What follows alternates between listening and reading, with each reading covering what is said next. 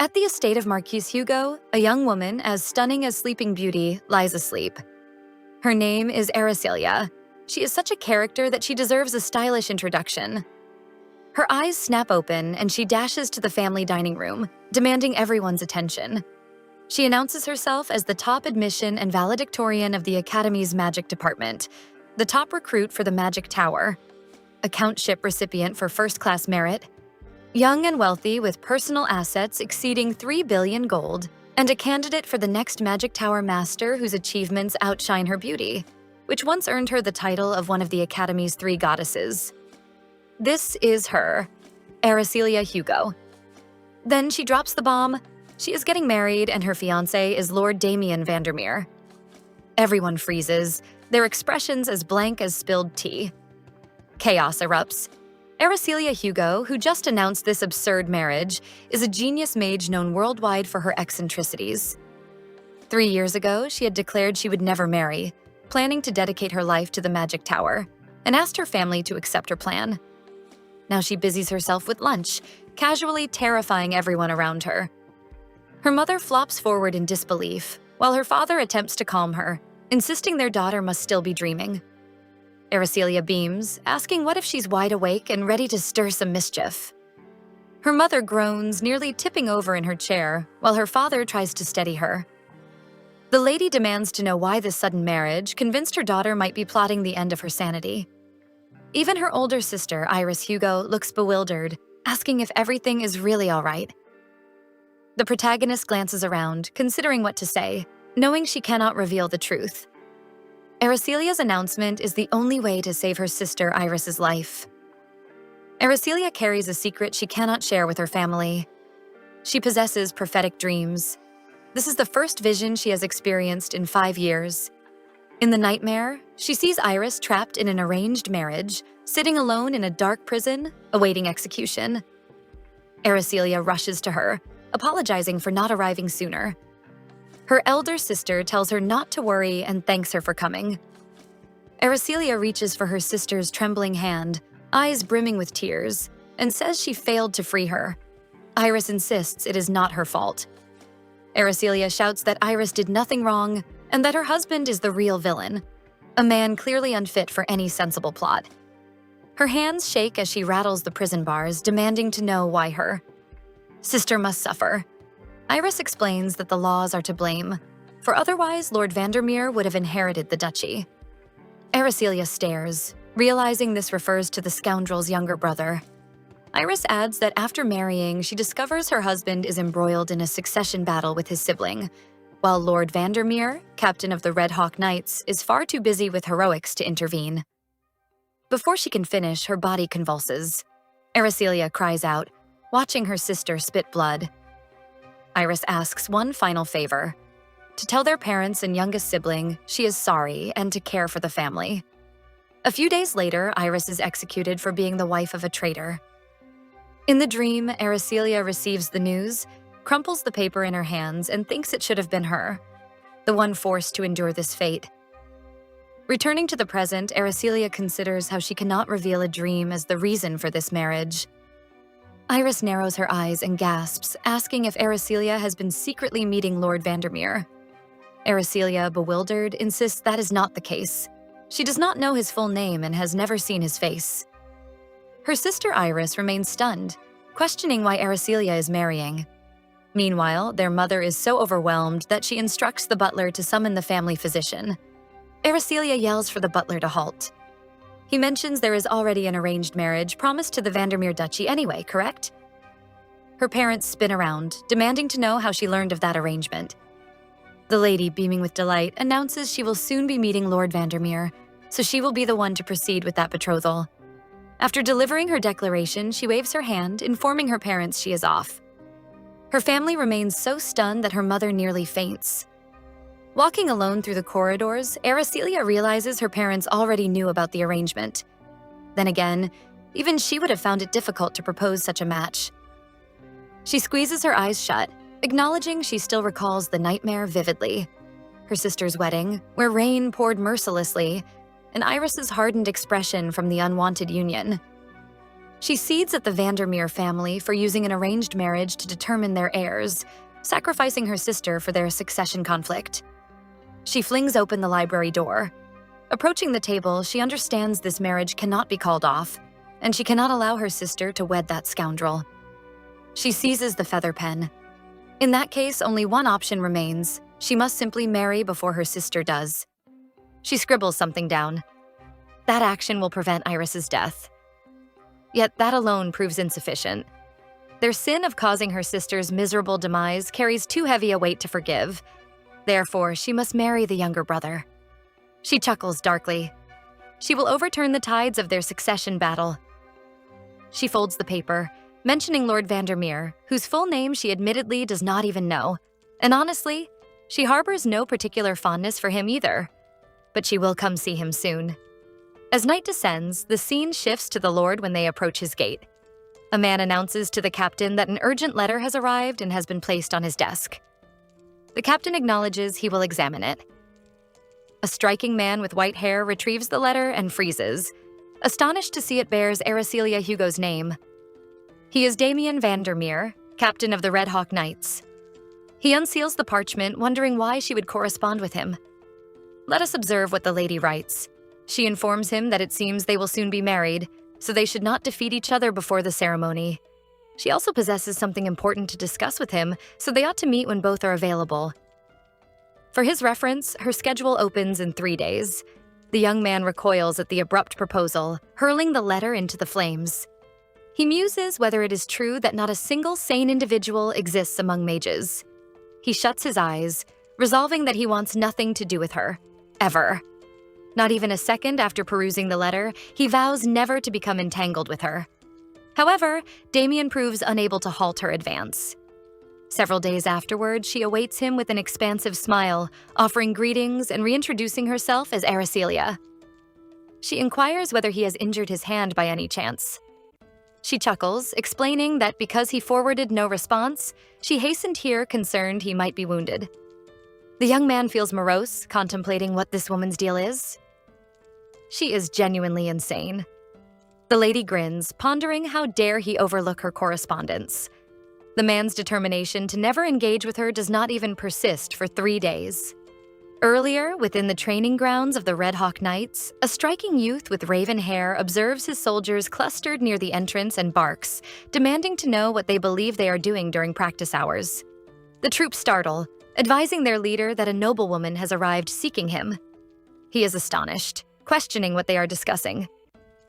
He is Isaac, deputy commander of the Red Hawk Knights. Abruptly, a woman carrying a parasol strides inside, asking if he is the deputy commander. Splendid. She clarifies she has arrived to see Sir Vandermeer. She even dispatched a letter beforehand, so where might he be? Every soldier feels their pulse quicken, acknowledging her striking beauty, some trying not to look like they just swallowed their own hearts. The commander explains that Damien has not yet appeared and asks who she is, if he is not being overly presumptuous. The woman speaks, disclosing she is Aracelia Hugo. She announces with pride that she is a celebrated prodigy mage throughout the Empire. The boy reels in shock upon discovering she is a mage. Everyone begins whispering among themselves, speculating whether someone should hand her a fan for dramatic effect. The commander mentions he has heard of her. She is the eccentric from the Magic Tower. Another remarks that it is peculiar for a noble lady to arrive unannounced. Naturally, it must involve a mage. The man apologizes, stating her presence is disrupting exercises and requests she kindly leave. But before he can finish, the lady interrupts that he was napping while his subordinates manage everything. She smirks, questioning the others if their superior is perpetually this indolent, as though she expects a gold star for noticing. The young man glares at her, demanding she cease making disrespectful remarks about the commander. The lady laughs, asking if she has insulted him. Noting it is trivial compared to the inconvenience his superior caused her, it barely registers on the outrage scale. Everyone seethes silently when heavy footsteps thunder across the pavement and a man entering roars, demanding to know what this disturbance is. The young man freezes, then exclaims, "Commander!" Everyone bows, shouting that he has finally arrived. The lady pivots toward him, greeting him and presenting herself as Aracelia. Sweeping her hair behind her ear, she questions whether he has injured his hand by chance since he did not answer her letter, so she hurried here concerned he might be harmed. The man gazes down at her, informing her the weather is pleasant and he sustains no wounds. The lady queries why, if he is unharmed, he did not respond to her correspondence. He glares at her, then summons Isaac, strides past, and instructs him that since everyone remains unprepared for practice, they will complete 50 circuits around the field, because apparently running is the official answer to every problem. Isaac apologizes, confirming they will obey the command. Everyone immediately begins their punishment. Damien then requests the lady accompany him to his office for discussion. Aracelia follows, marking the beginning of the future couple's first encounter, tensions already high. She trails behind him, thinking what an arrogant man he is. The man pivots, sensing her thoughts. Arriving at the office, he grasps a teacup and apologizes for not responding, admitting he perused her letter but was too occupied to reply. The lady chuckles, noting that some people have poor memories. He says if this is her only reason for visiting, she may leave, as he has no intention of marrying her. Aracelia counters, explaining their families share an arranged marriage pact. He declares this cannot be, hearing it for the first time. She raises a finger, explaining she only discovered it recently, but the promise obligates them to wed. The young man refuses. The lady insists this is not something he can simply reject and asks why he opposes it so strongly. She lists her strengths: first-class honors for subjugating a monster horde last winter, her beauty, and standing as a leading candidate for Magic Tower Master. More importantly, he wants to push aside his brother and claim the dukedom. The man whirls, surprised she knows that. The lady offers her help. He accuses her of taking credit for the knight's efforts during the monster campaign last year. Aracelia insists she saved his life and was not a thief. He says she only intervened when victory seemed assured. Aracelia pounds the table, asking whether knights understand gratitude. The man smirks, saying saving a maid who cannot control her temper is amusing. The confrontation is about to turn into a duel when a young woman bursts in, pleading for Aracelia to calm down. She grips her mistress's arm, reminding her she promised to stop hitting people. She is Aracelia's maid, Audrey. Aracelia says the knight must learn a lesson for not recognizing his savior. Audrey suggests they can handle it later. Damien tells the maid not to interfere, which Aracelia rejects, saying he should not overstep either. Snatching her umbrella, she warns he will regret it. The man stays calm, saying she should mind her own matters and needs no help. Aracelia tells him he will need her because his succession to the dukedom depends on this arranged marriage. She explains that the grandson who weds a Hugo granddaughter inherits title and fortune, and he may check with the emperor if he doubts it. She steps back, saying she has told him everything necessary, and gestures for Audrey to leave, leaving him to think. Aracelia continues to vent her fury, shouting at Audrey to examine this reply. He merely supplies her with the time and location, as though issuing commands to a subordinate. He arrives an entire week late, yet exhibits no trace of remorse. The maid pleads with her mistress to please settle down, but Aracelia remains agitated, insisting no, but seriously, does Audrey know what proves more infuriating? He cites his affiliation with the Knights rather than his noble lineage. Who in the Empire cares that he belongs to the Red Hawk Knights? Aracelia pulled off a monumental provocation disguised as a proposal. She smirks, acknowledging that if not for her maid's presence, she would have thoroughly unleashed her mind upon him. Afterward, she arrives home with her heart still racing. Within the garden, she encounters her elder sister. Iris regards her curiously, questioning what special occasion prompts her to come out and greet her. Iris smiles gently, explaining it is merely behind a young boy who tugs at her dress, sobbing profusely against her. He is Adrian, heir of the Hugo Marquise family. Aracelia cannot suppress her laughter at his tear-streaked countenance. She grins, exclaiming that he looks genuinely ridiculous. The boy, overhearing this, intensifies his weeping while Iris grasps Aracelia's cheeks, asking if she was not instructed to stop teasing the youngest. Aracelia continues chuckling, then approaches her brother, inquiring why he cries and requesting he share his troubles. The boy persists in his sobbing, revealing he heard she is getting married. He elaborates that mother claimed when people marry, they depart from home, and he dislikes that prospect. He pleads with his sister, asking if she can simply refrain from marrying. Aracelia smiles tenderly, gazing at him with affection. She admits she cannot. She must proceed. She emphasizes she does not say this to provoke him, but speaks sincerely. Meanwhile, Iris observes her, a shadow crossing her features. Aracelia further reassures her younger brother that merely because she weds does not signify she abandons him. Aracelia pats his head, assuring she will forever remain his second big sister regardless of circumstances. Iris confirms to the boy that this is correct, guaranteeing the three of them will stay together until the end. Aracelia further emphasizes that even if she changes her surname after marriage, her family remains unchanged. Her brother nods in agreement, but suddenly bursts out shouting that, still, he does not want his sister to wed, and he dislikes her future husband already. Aracelia smiles, pointing out he has never met the man, so how can he harbor such dislike? And even if it were not him, she would have to marry someone he would hate even more. Iris startles, questioning what she means by someone he would hate even more. She presses Aracelia further, asking if she is genuinely pursuing this because of a political alliance. Aracelia panics, shaking her head in denial, insisting that is not the case. Suddenly, Iris kneels down, embracing her. She confesses she knows Aracelia dreams of becoming Magic Tower Master, so she should not shackle herself with a political marriage and should instead pursue what she truly desires. Aracelia feels tears threatening to spill. Iris declares she supports her completely. But Aracelia cannot suppress the vision of her sister's tragic fate flashing through her mind. Her eyes glaze over momentarily, then she straightens, informing Iris she does not wish to marry Lord Vandermeer merely for political reasons. Iris gazes at her with confusion, questioning why then.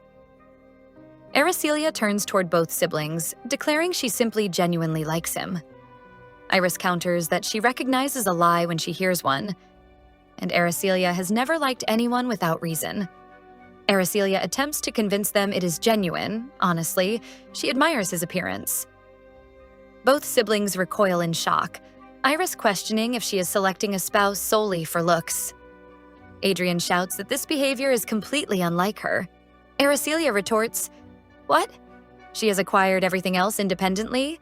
So does she not deserve to choose someone based on appearance?" Iris points accusingly, reminding her she constantly claims her own face is superior. So why would she care about another's? Aracelia settles down, informing her siblings proudly that this situation differs because she is entering a love match with Sir Vandermeer. Iris remains perplexed, noting she previously admitted never meeting or seeing him, so how can she possibly love him? Aracelia panics internally as her fabrication threatens to unravel. She then rises, announcing he mentioned dispatching a letter, so she must hurry and await its arrival. She dashes away while young Adrian questions Iris whether their sister is genuinely marrying. Iris tells the boy that well. Who can say for certain? Meanwhile, Aracelia halts, reflecting that she has exhausted all available options. She clenches her jaw in frustration, recognizing the next move belongs to that insufferable man he simply needs to consent already. She must act before Iris grows more suspicious, so she requires him to respond promptly. Yet once again, that man neglects to reply for an entire week. A full week passes since Damien ignored her correspondence. He now sits in his office, exhaustion etching his features. He contemplates whether that mage spoke truthfully. His eyes open, questioning what on earth his grandfather was thinking, leaving such a will. He acknowledges the family already desperately wishes to erase him anyway. He remains the sole individual unaware of this testament. After all, the rest of the dukedom conspired together, including his penniless half-brother Oscar, who received everything only to hand it back to Vandermeer. He must prevent that outcome. Most significantly, he recalls the lady's words about him eagerly pushing aside his brother to claim the dukedom. He still puzzles over that mage. He then seizes the parchment, recognizing this marriage constitutes an imperial decree. He scribbles something down, contemplating that within this empire, no one can defy such mandates. In other words, if he weds that woman, he secures everything. Damien walks to his desk and writes something down. He folds the paper, thinking that at least she doesn't seem completely crazy. Meanwhile, Aracelia gets the letter from her maid. Audrey closes the door, wondering if her lady has been secretly dating the Lord all this time. She thinks about how her little troublemaker has finally grown up. But suddenly, she gets shocked hearing her lady make a strange, angry noise. Aracelia yells the Duke's name, scaring the maid. Audrey asks what is wrong now. Aracelia hands the letter back to her, and when Audrey looks at it, she feels confused reading that the man asks Aracelia to come alone because he wants to meet her at 3 tomorrow afternoon at Foren Coffee House on 7th Avenue, and they should talk more about what they discussed at his office last time. Even the maid feels puzzled while Aracelia keeps yelling, telling Audrey to see how he gives orders. He is a whole week late and still has no shame. Audrey tries to calm her down, but Aracelia is so angry that she says seriously. Audrey should know what is more annoying. He mentions his knight position instead of his family name. Who in the Empire cares that he belongs to the Red Hawk Knights? Even Audrey finds this strange because nobles usually say their family name, and this feels unusual. Aracelia shouts in anger, saying it is not just unusual, it is arrogant. She spins around toward her desk and writes something down. She yells that they will see who wins and tells Audrey to send this new letter to him. Audrey takes the letter and reads it out loud. She freaks out, her face going pale because in the letter, Aracelia tells him to meet at 5 instead, calling him Lord Vandermeer. These two act like little kids as they keep fighting. After that, Audrey leaves. Aracelia looks out the window, thinking he is so arrogant, while he probably thinks she is a crazy mage. And after she gets what she wants, she plans to file for divorce right away. Now it is the day of the ball. As Aracelia prepares herself, her sister Iris enters, asking if she truly plans to announce her marriage today. Aracelia looks determined, telling her that, of course, she intends to have every newspaper publish her love story tomorrow. Iris sighs, mentioning that announcing a marriage at the Crown Prince's party seems bold. She asks if His Highness the Crown Prince has approved this. Aracelia tells her that he said it is completely fine. She feels happy remembering that he is her best friend after all. Frederick, the Crown Prince and second son of the Emperor, became friends with Aracelia during their academy days. He possesses not only outstanding swordsmanship skills, but also a gentle personality and brilliant eloquence. Frederick stands as the ideal candidate for the next emperor, surpassing even the first prince in popularity. Just as Audrey finishes styling Aracelia's hair, she sighs softly. Aracelia turns toward her, asking what troubles her. The maid admits she worries about Sir Vandermeer because he is so popular. Aracelia stops her from continuing with the brushing and demands to know why that matters. Iris chimes in, explaining that he represents every young lady's dream. Not only is he handsome enough for even Aracelia to acknowledge, but he also studied alone abroad and returned as the youngest swordmaster in the Empire. Everyone calls him unapproachable, yet everyone admires him nonetheless. By marrying him, Aracelia will definitely make enemies among high society. Aracelia ponders this information.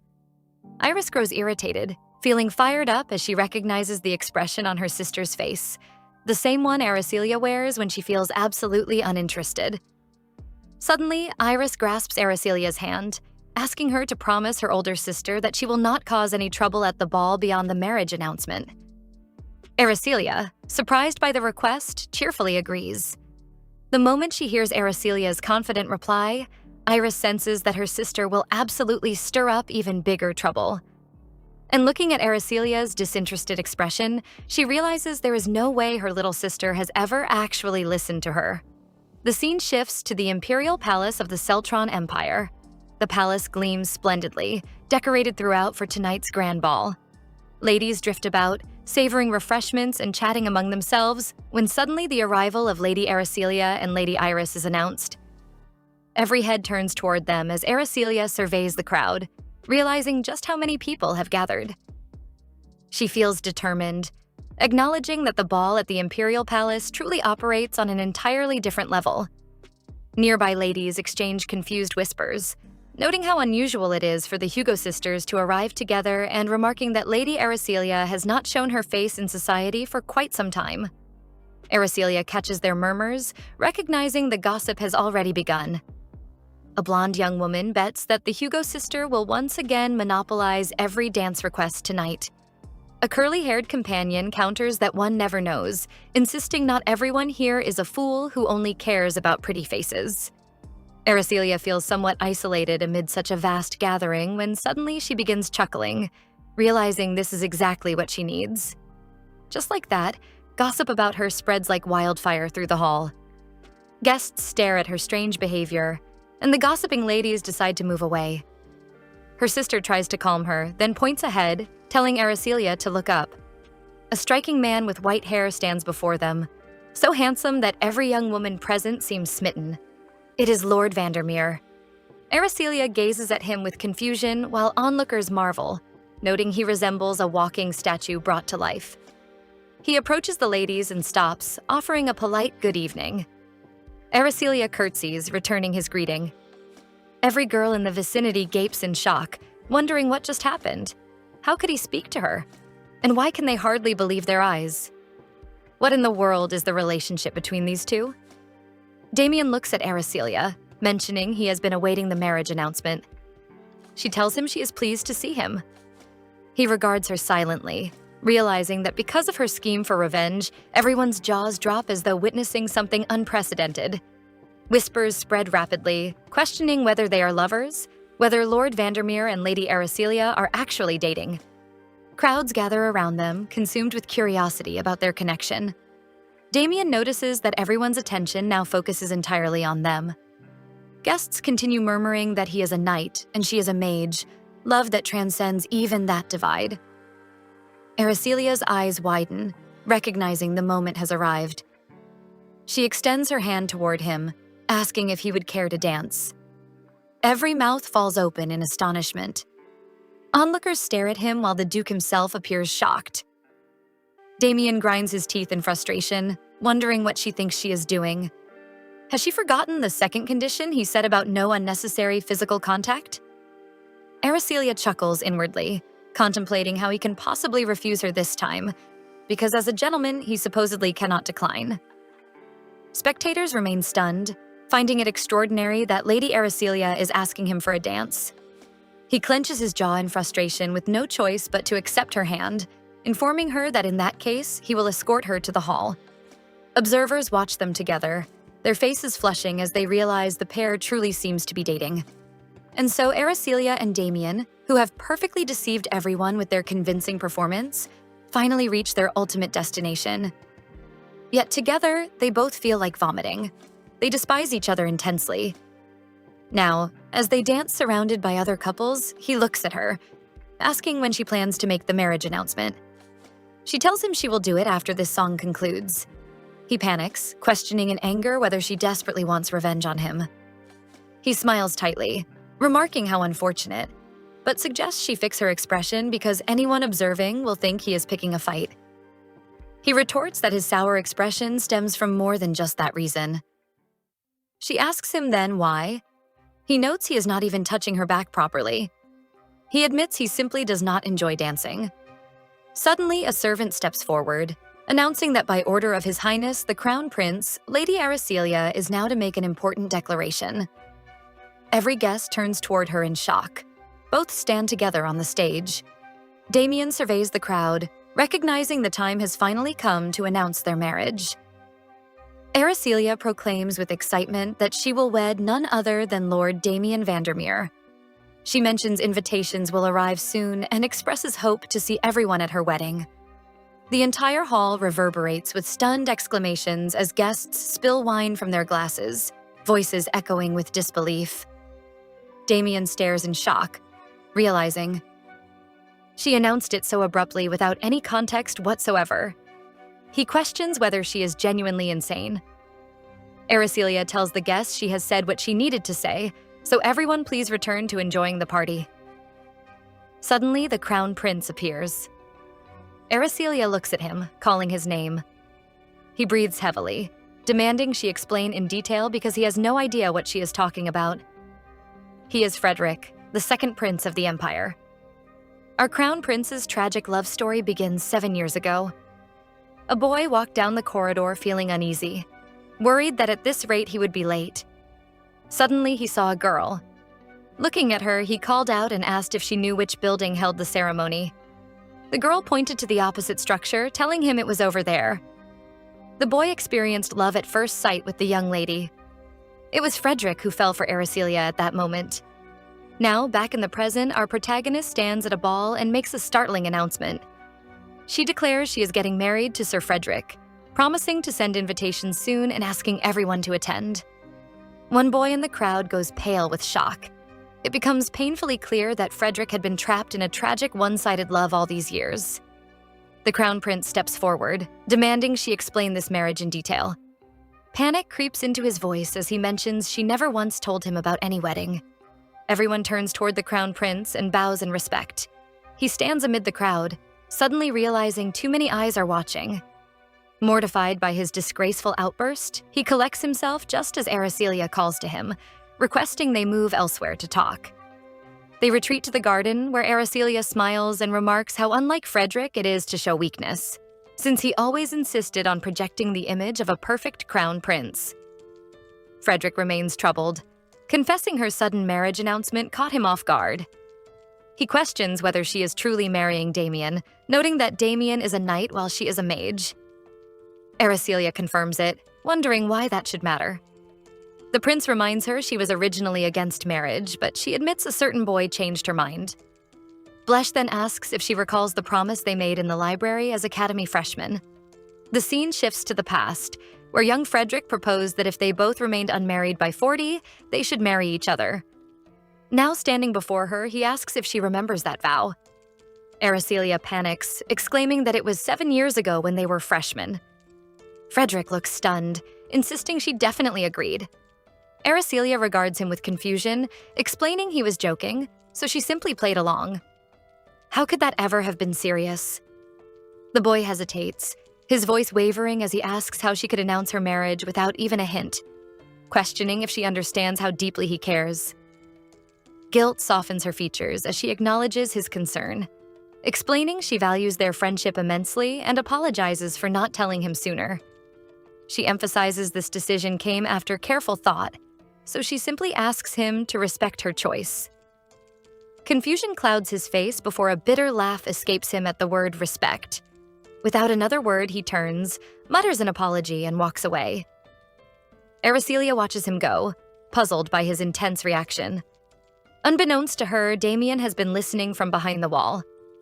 By morning, the Imperial ball's dramatic revelations fill every headline, shocking the Empire with news of an upcoming union between a mage and a knight, sparking speculation about potential turmoil.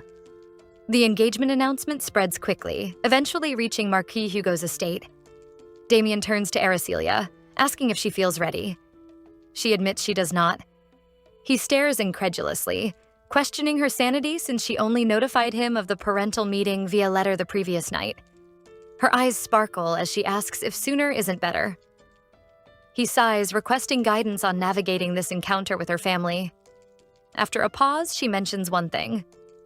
She grins teasingly, asking if he is prepared to take away their beloved second daughter. The moment they approach, her father appears, greeting Sir Damien with the fierce intensity of a predator eyeing its prey. Damien stiffens, recognizing the lethal gaze fixed upon him. Thankfully, her mother offers warmth, expressing gratitude for his presence. He bows politely, expressing his honor at meeting them. Suddenly, her youngest brother interjects protectively, opposing the union. Trembling, he insists Damien cannot take his sister away. Iris interjects, calling his name. Undeterred, the boy continues protesting that their sister is too young, declaring that even the youngest swordmaster, known as the god of monster subjugation, cannot simply take her. Lily blinks at her brother, astonished by his knowledge. Damien kneels to the boy's level and states firmly that he will marry Lady Hugo, even with a blade at his throat.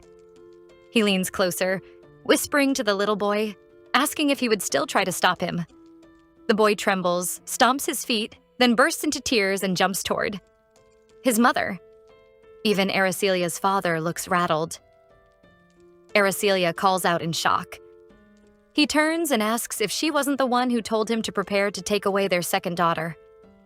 She sighs, saying she never meant for him to demonstrate that on an 11-year-old. Now the whole group gathers in the dining room. Aracelia's father raises his cup and asks directly why he wants to marry their daughter, since it is clearly not for political reasons. Their second daughter is quite extraordinary after all. Damien agrees that Lady Aracelia is indeed remarkable, and that is exactly why he likes her. He figured marriage to her would mean no dull moments.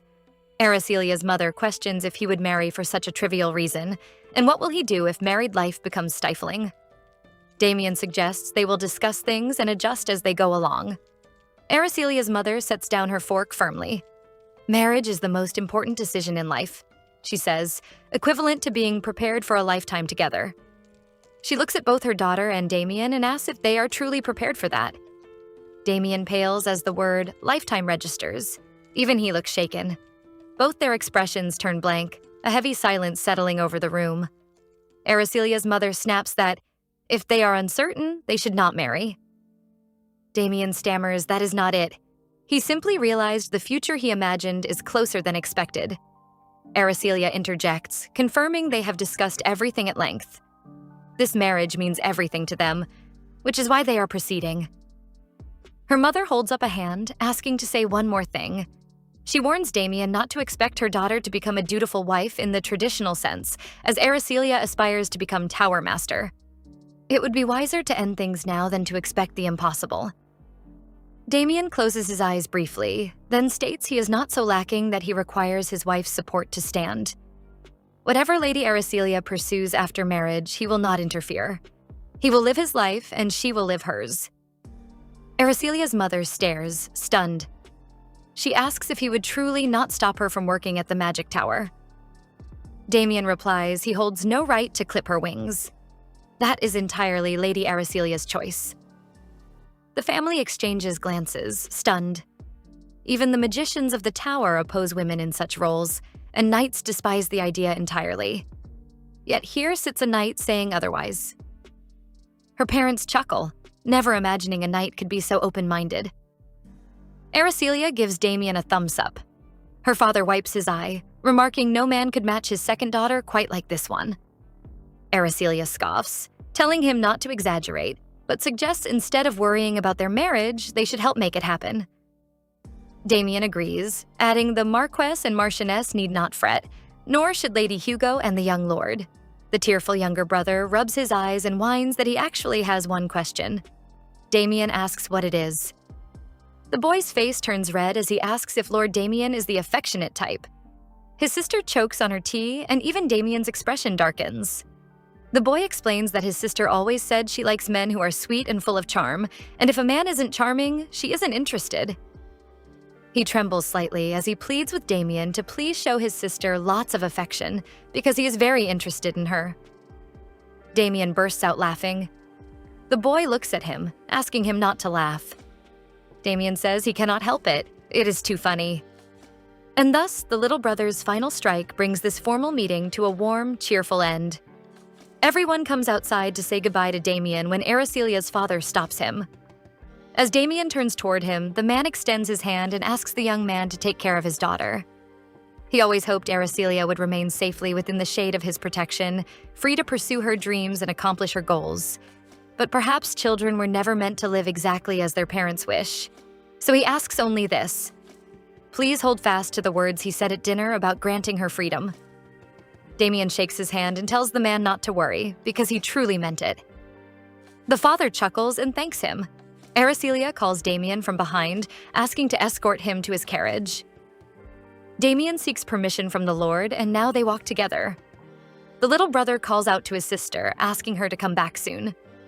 Aracelia turns toward him, smiles, and tells him yes, she will, asking him to go inside now. She walks ahead when Damien calls out to her, mentioning that she must have been raised well. Aracelia looks confused. Damien turns toward her and says she is not just loved, but deeply, abundantly loved. He sighs, noting that is likely why she carries herself with such confidence. Aracelia chuckles, telling him that is not the case since it is simply her personality. But yes, knowing her family has her back does help her walk even taller. She asks why he wants to know. Damien looks at her, remembering the past when his other brother was always loved by others while he was left alone. In the dark. Standing with her now, he tells her he was merely curious about the source of her rather eccentric charm. Aracelia glares at him and asks if he has lost his mind, questioning her about something like that.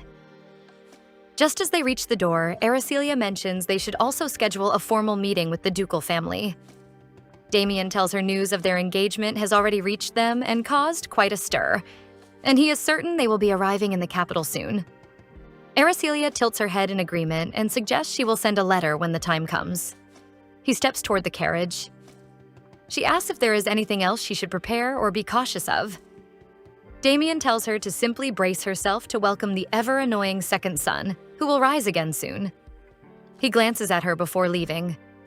Aracelia stands there confused, wondering about this ever-annoying second son she apparently needs to prepare herself for. Meanwhile, in the Vandermeer dukedom, a lady shouts while smashing crockery against the floor, calling someone a little brat. The maids tremble in terror as she continues ranting about how someone stole her son's rightful place. Who do they think they are, securing such connections? She grieves that it is unforgivable, all of it. She demands her maids prepare the carriage immediately, declaring it is time she paid a visit to that second son of hers. The lady is Sophie, Damien's stepmother. Some days later, Aracelia stands in Damien's estate with her umbrella, mentally preparing for the formal meeting with the ducal family.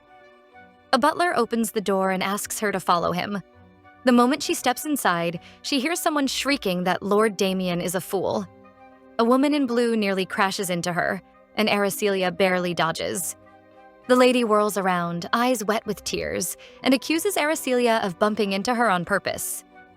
This is Nora White, eldest daughter of the House of White. Aracelia blinks at her, genuinely puzzled. From her perspective, she could barely see her, being rather short and all. Nora's face flushes with rage, demanding to know if she just says everything she thinks. She vows never to forgive her, claiming Aracelia always steals the men she fancies and now humiliates her like this. Aracelia is baffled, having no idea who this person is or what she is talking about. Perhaps the lady confused her with someone who actually pays attention to her. Damien walks out, asking Lady White what she is still lurking about. Aracelia suddenly remembers the House of White. Her father mentioned they once fought her family over a moonstone mine and lost spectacularly. They have apparently held a grudge ever since. Nora sprints toward Damien in tears, but he holds up a hand, warning her that if she comes any closer, he will take legal action. She halts immediately, shrieking about how heartless he is. Aracelia notes with amusement that at least she knows how to follow instructions. Nora scoffs, asking if he truly does not know how much she loved him. Damien looks genuinely confused, asking if she means her one-sided infatuation. He turns to the butler and orders Nora escorted out. He then beckons Aracelia to follow him. Nora shouts after her, demanding she wait. Aracelia glances back and tells her to feast her eyes well upon her beauty. Nora throws a tantrum, promising she will make her pay. Aracelia wonders how on earth Nora got in here to cause such chaos. Damien explains she just showed up uninvited and started acting unhinged. Aracelia sighs, noting that at least she caused a scene before his family arrived, so the real entertainment is still to come. Damien's expression turns dark and he tells her that actually they have arrived already. Aracelia looks at him in confusion, questioning if they did not catch any of that scene. Damien informs her they narrowly avoided that disaster. He takes a deep breath and starts walking ahead. Aracelia mentions that is a relief, so they should head inside and resolve this properly. Damien asks her to stop. He warns that the ducal family will do anything to stop this marriage. He turns toward her and explains they will do whatever it takes to ensure she receives nothing from them. He asks if she is certain she wants to proceed. Aracelia looks at him blankly and asks what he expects her to do now, questioning if he is suggesting she call it off. Damien sputters in frustration, insisting that is not what he meant. Aracelia smiles and tells him not to worry about her, but to worry about himself instead. She intends to do whatever it takes. She warns him to be prepared to handle her. She knocks and enters, practically sparkling, with a wide smile plastered across her face. She announces what a pleasure it is to meet them, introducing herself as the daughter of Marquis Hugo. She thanks them graciously for the invitation, calling it an honor. The room could not be more tense. A man stands near the window while a woman sips her tea, unimpressed. The man turns and asks if she is the one. marrying Damien. Damien bows and confirms she is. This is Alex, Damien's father. The woman speaks up, questioning why someone so devoted to being single would suddenly insist on marriage. She smirks, asking if she is approaching her son with base intentions, as plenty of women have come forward with impure motives. She must understand how difficult it is not to question her true purpose. Damien looks shocked, hearing his mother accuse her of such degrading intentions. Aracelia takes it lightly, telling the lady she completely understands and not to worry. She is marrying him for one reason only: his face. As anyone can see, it is a rare treasure to behold, which is precisely why she has chosen not to let this chance slip away. She personally guarantees it is the finest face she has ever collected. The lady looks stunned, then shouts that marriage is not a frivolous matter and she ought to take it more seriously. Aracelia insists she has never been more serious. Wealth, beauty, talent, a noble title, she possesses it all, but above all else, appearance matters most. Forget what lies within. Handsomeness and elegance are what truly count.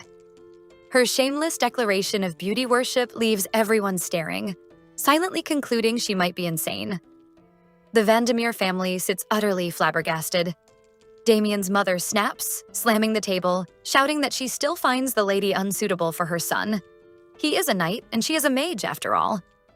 Aracelia looks momentarily caught off guard, noting that this opposition is quite inconvenient. The lady smirks, wondering if her tactic is working. Aracelia smiles warmly and tells the lady she carries a blessing within her. This only shocks Damien's parents further. The lady shouts, "What if?" Aracelia turns toward Damien, giving him a side eye, and mentions that with her burning passion for beauty, perhaps her son shall become the very first in her glorious collection of beauties. She has always wanted to start a collection, and his face is the perfect centerpiece. The lady realizes she underestimated her. She assumed the engagement would crumble once her pride was wounded, but looking at Aracelia now, she understands this is no ordinary lunatic. Thus, the formal meeting is dominated entirely by Aracelia's relentless charm offensive. She waves goodbye to the parents, announcing she shall take her leave. The Vandermeer Duke and Duchess have lost all will to resist. Before leaving, Aracelia turns to the Duke and smiles, telling him only the wedding remains now. He smiles back, agreeing. She leaves, telling him until they meet again. As Damien walks her out, his mother appears from behind, calling out to question if he truly believes he can steal what belongs to Oscar. She grinds her teeth, demanding to know why he brought home such a wild creature, claiming he has made a mockery of the ducal house. Damien glances at her and walks past without responding. She shouts, asking if he is smiling, warning him not to get arrogant. When he continues ignoring her, she screams that in the end, he is nothing but a failure. Damien stops and looks at her. He tells her that may be so for now, but perhaps if he tries hard enough, he too shall be a victor someday, just as her grace once was by seizing what belonged to another. He walks away, asking her to excuse him. The lady trembles, clenching her fists in anger. She realizes he is his mother's son through and through, so prideful, so dignified to the end. She swears under her breath, telling him to do whatever he wants, and let them see who stands smiling in triumph at the end. Following the formal meeting between the younger pair, the Duke and Duchess of Vandermeer request a private audience with the Hugo couple. The Vandermeer family attempts to sway them with bribes, suggesting that if they dissolve this union, they will be repaid several times over. They offer whatever they desire, starting with commercial backing, promising to make it happen. The Duke proposes the Marquis consider his eldest, Oscar, instead of the second son. The Marquis stands firm, declaring that the one who suits his daughter best is not Oscar, but Damien. Lady Vandermeer forces a smile, inquiring if they are proposing a match between their eldest son, Oscar, and their eldest daughter, Lady Iris. She mentions that Damien has been entangled in considerable trouble since his youth, which is precisely why they sent him abroad to study in another country. She questions whether they are truly comfortable with this arrangement. Lady Hugo, having reached her limit, states calmly that it is quite all right. She elaborates that they intend to support their child in whatever direction she chooses, which is why they will not withdraw from this marriage under any circumstances. Lady Vandermeer turns toward her husband, silently questioning whether they must prevent this union at all costs. Suddenly, someone requests permission to enter the room. A servant arrives, announcing that a letter has just arrived from the Imperial Palace. The Vandermeer family appears stunned by this development. The Marquis instructs the man to bring it forward. Lady Hugo notes their fortune that the letter arrived while the Vandermeer family was still present. She explains that since this political marriage is also by order of His Majesty the Emperor, she promptly reported the situation to him. She informed him they would honor both the will left behind by the late Duke Vandermeer and the promise made to His Majesty. The butler enters, announcing that these letters are addressed to Duke Vandermeer and Marquis Hugo respectively, requesting they accept them. The Vandermeer family sits utterly stunned.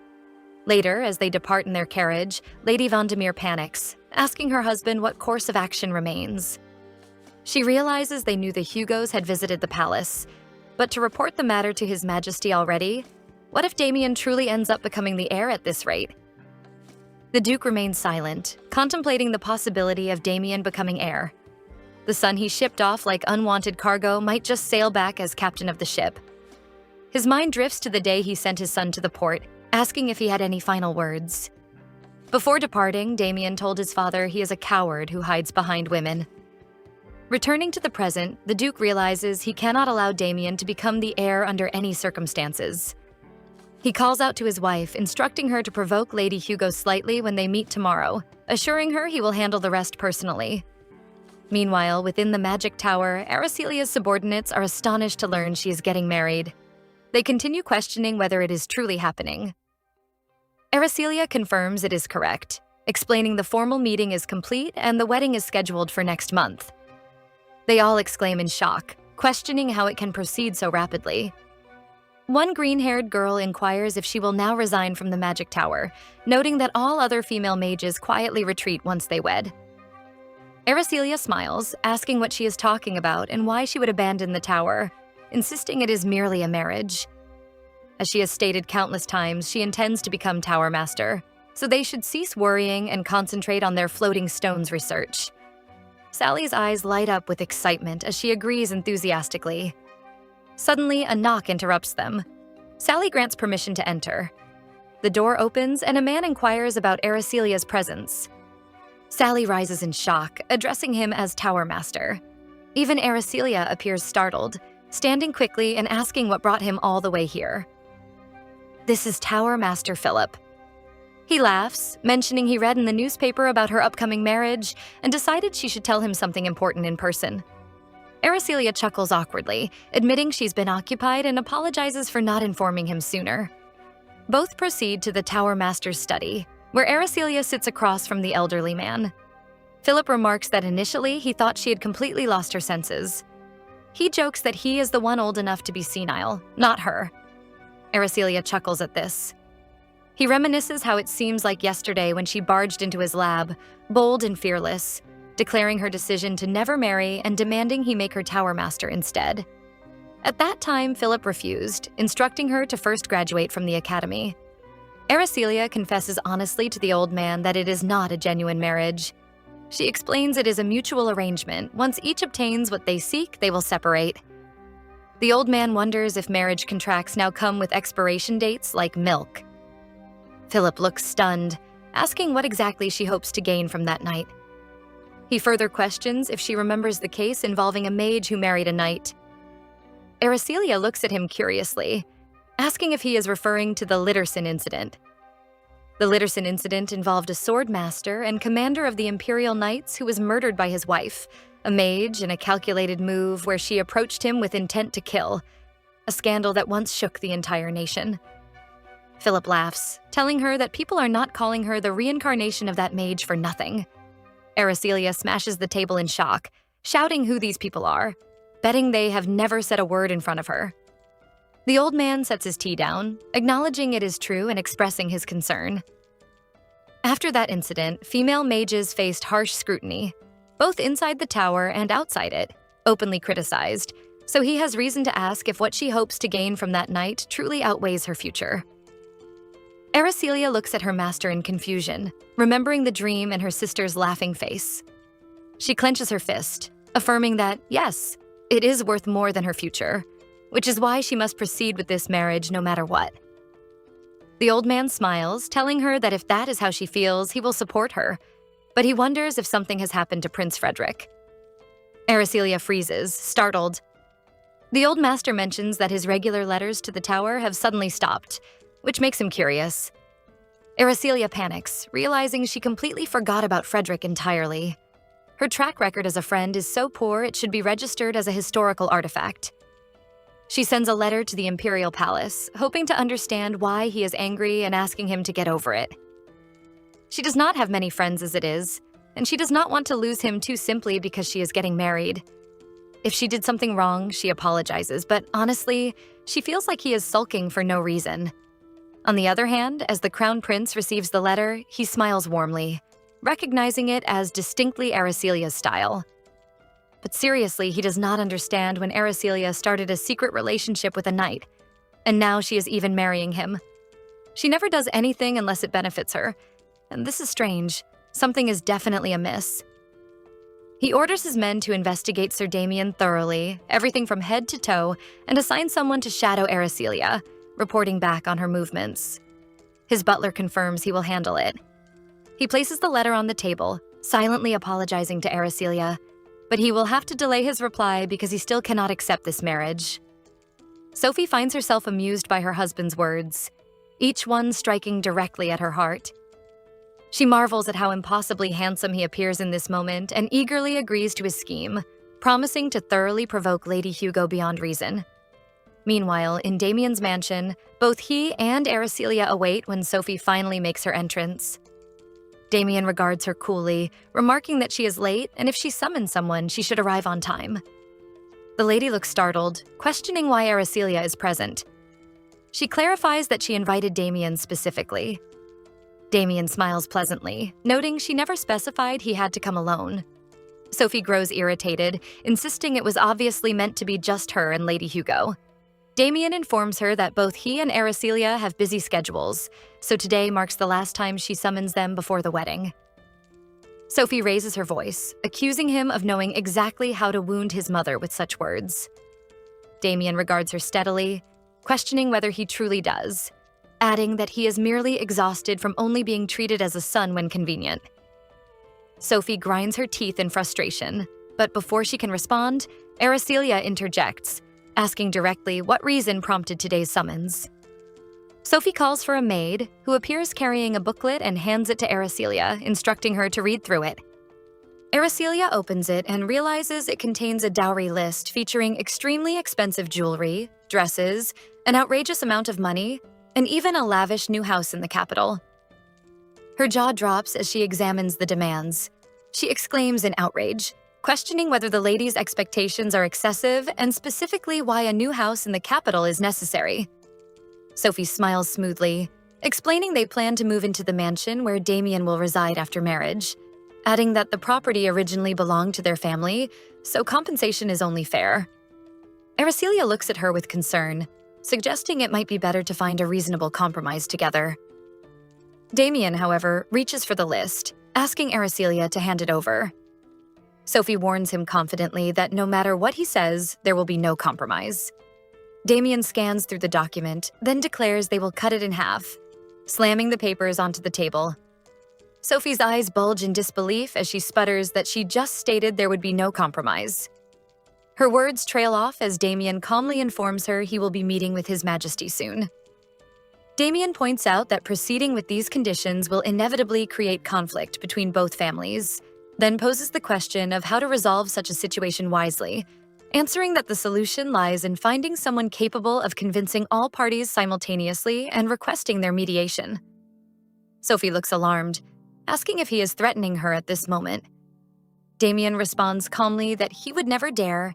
He is merely presenting her with a choice about whether to escalate the matter further. Sophie glares at him, finding no viable counter, then turns toward Aracelia, suggesting that after the wedding, Lady Aracelia can come reside with them at the Vendemere estate. Aracelia politely declines, explaining that she works at the Mage Tower, making that arrangement impossible. Sophie raises her voice, demanding to know what she is saying, insisting that after marriage, it is only natural to resign from the Mage Tower. Aracelia states firmly that she has no intention of doing so. Sophie questions who will support Damien then, who will manage the household, adding that if this continues, she will have no choice but to oppose the marriage once more. Aracelia responds that she is not marrying to become her son's support system. Sophie looks stunned, demanding to know what kind of upbringing the Marquess provided, her tone dripping with disdain. Apparently, questioning someone's parenting is the universal sign that one has run out of actual arguments.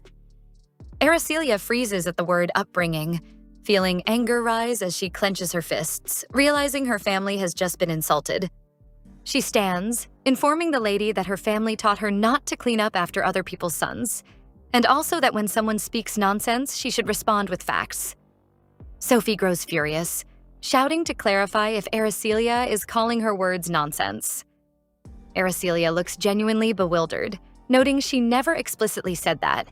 But if that is how Sophie interpreted it, she cannot be held responsible for the conclusion. She laughs lightly. Sophie's anger intensifies as she demands to know if Aracelia is mocking her.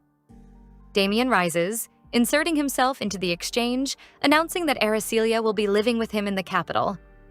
Sophie stands as well, ordering him to stay out of it, declaring this a conversation between herself, the lady of the house, and an incoming family member. Damien scoffs, questioning when she ever treated him as family before, asking if she is finally acknowledging both him and Lady Aracelia as part of the Vendemir family now. Unless Sophie is planning to begin training her as her successor, she should cease her objections. Sophie grinds her teeth in frustration, realizing he is essentially demanding she acknowledge him as her heir. Aracelia offers an apologetic smile, mentioning that since this is what Damien desires, she has no choice but to comply, adding that the finest support a wife can provide is simply following her husband's wishes. Sophie looks thoroughly irritated by this response. Damien suddenly rises, announcing they will meet at the wedding. Sophie attempts to halt him, insisting the conversation is incomplete, but Aracelia dismisses her entirely, bidding farewell and suggesting she take care of herself until their next encounter. Damien takes her arm, mentioning he will escort her to the carriage. Aracelia glances at him, wondering silently if this is about not laying hands on a woman. Descending the stairs, she contemplates what else requires preparation, listing invitations, wedding dresses, groom's attire, and noting that once the dowry is finalized, he should inform her. Damien responds that she should prepare half and he will handle the remaining portion.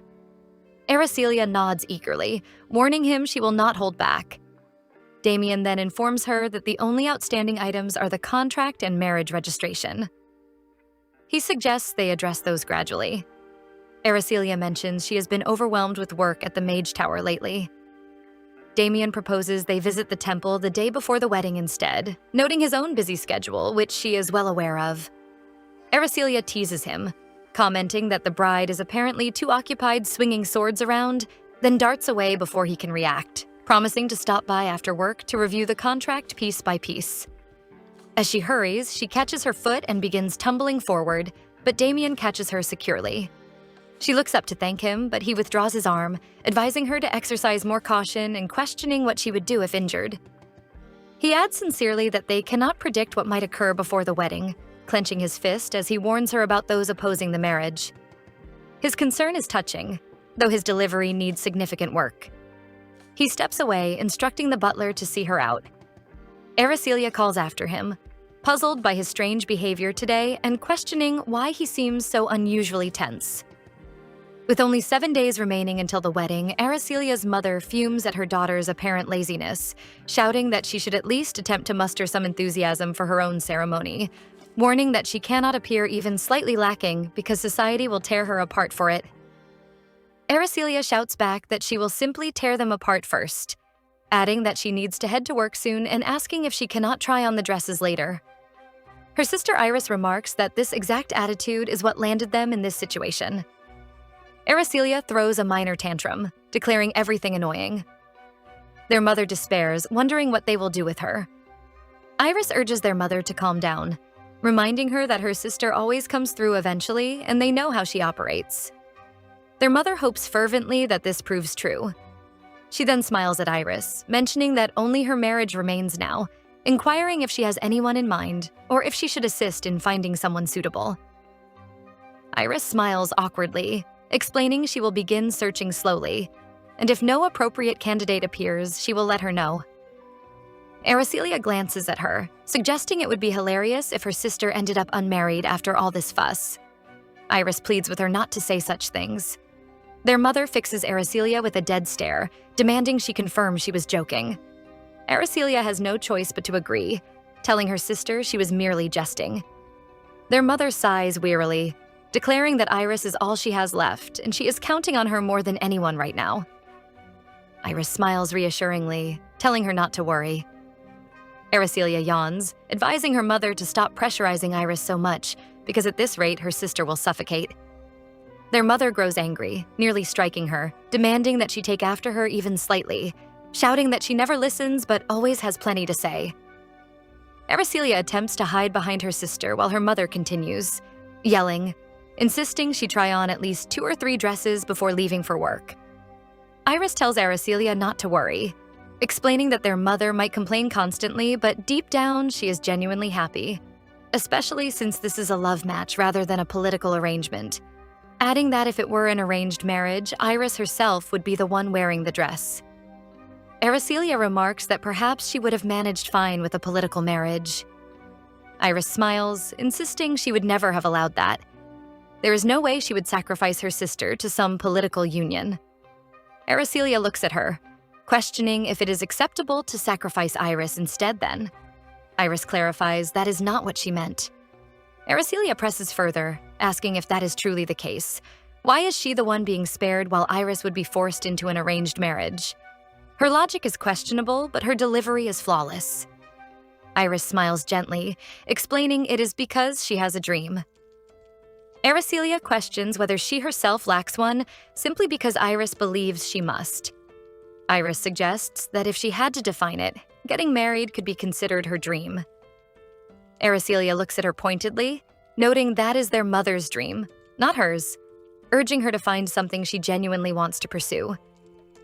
Suddenly noticing the clock, Aracelia panics, realizing she is running late. She leaps from the sofa, dashing toward the door, announcing she will head straight to work and pleading with her sister not to tell their mother. Iris watches her depart, pondering her own dreams, realizing she has never truly contemplated them. After completing her duties at the Magic Tower, Aracelia informs her subordinates she is leaving first, dark circles visible beneath her eyes. Her juniors nod understandingly, telling her to take care. Aracelia observes them, noting they all appear equally exhausted, understanding that the floating stone research has stagnated for weeks, realizing that at this rate, even after marriage, she will still be working overtime. Just as she exits, a butler greets her, startling her. The man explains he is here to escort her by Lord Vendemir's orders. Aracelia looks confused, questioning which Lord Vendemir he refers to. The man confirms that Lord Vendemir issued the instruction. Aracelia studies the butler with puzzlement as she steps into the carriage, inquiring about their destination. The man responds that he is transporting her to the estate. Aracelia reflects silently on Damien's warning about potential dangers before the wedding from those opposing the union. Before entering, she casts the man a sharp glance, curious to discover whatever scheme they have concocted.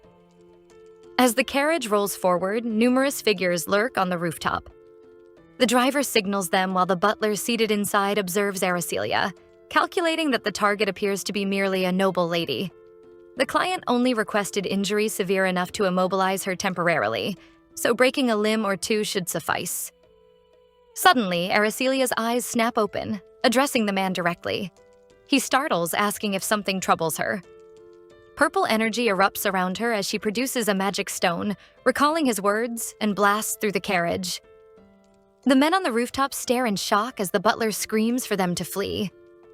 The red-haired man grinds his teeth in frustration, admitting he assumed she was merely some delicate noble lady, realizing they have selected the wrong target entirely.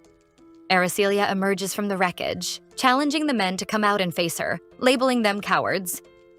The red-haired man leaps down, weapon drawn.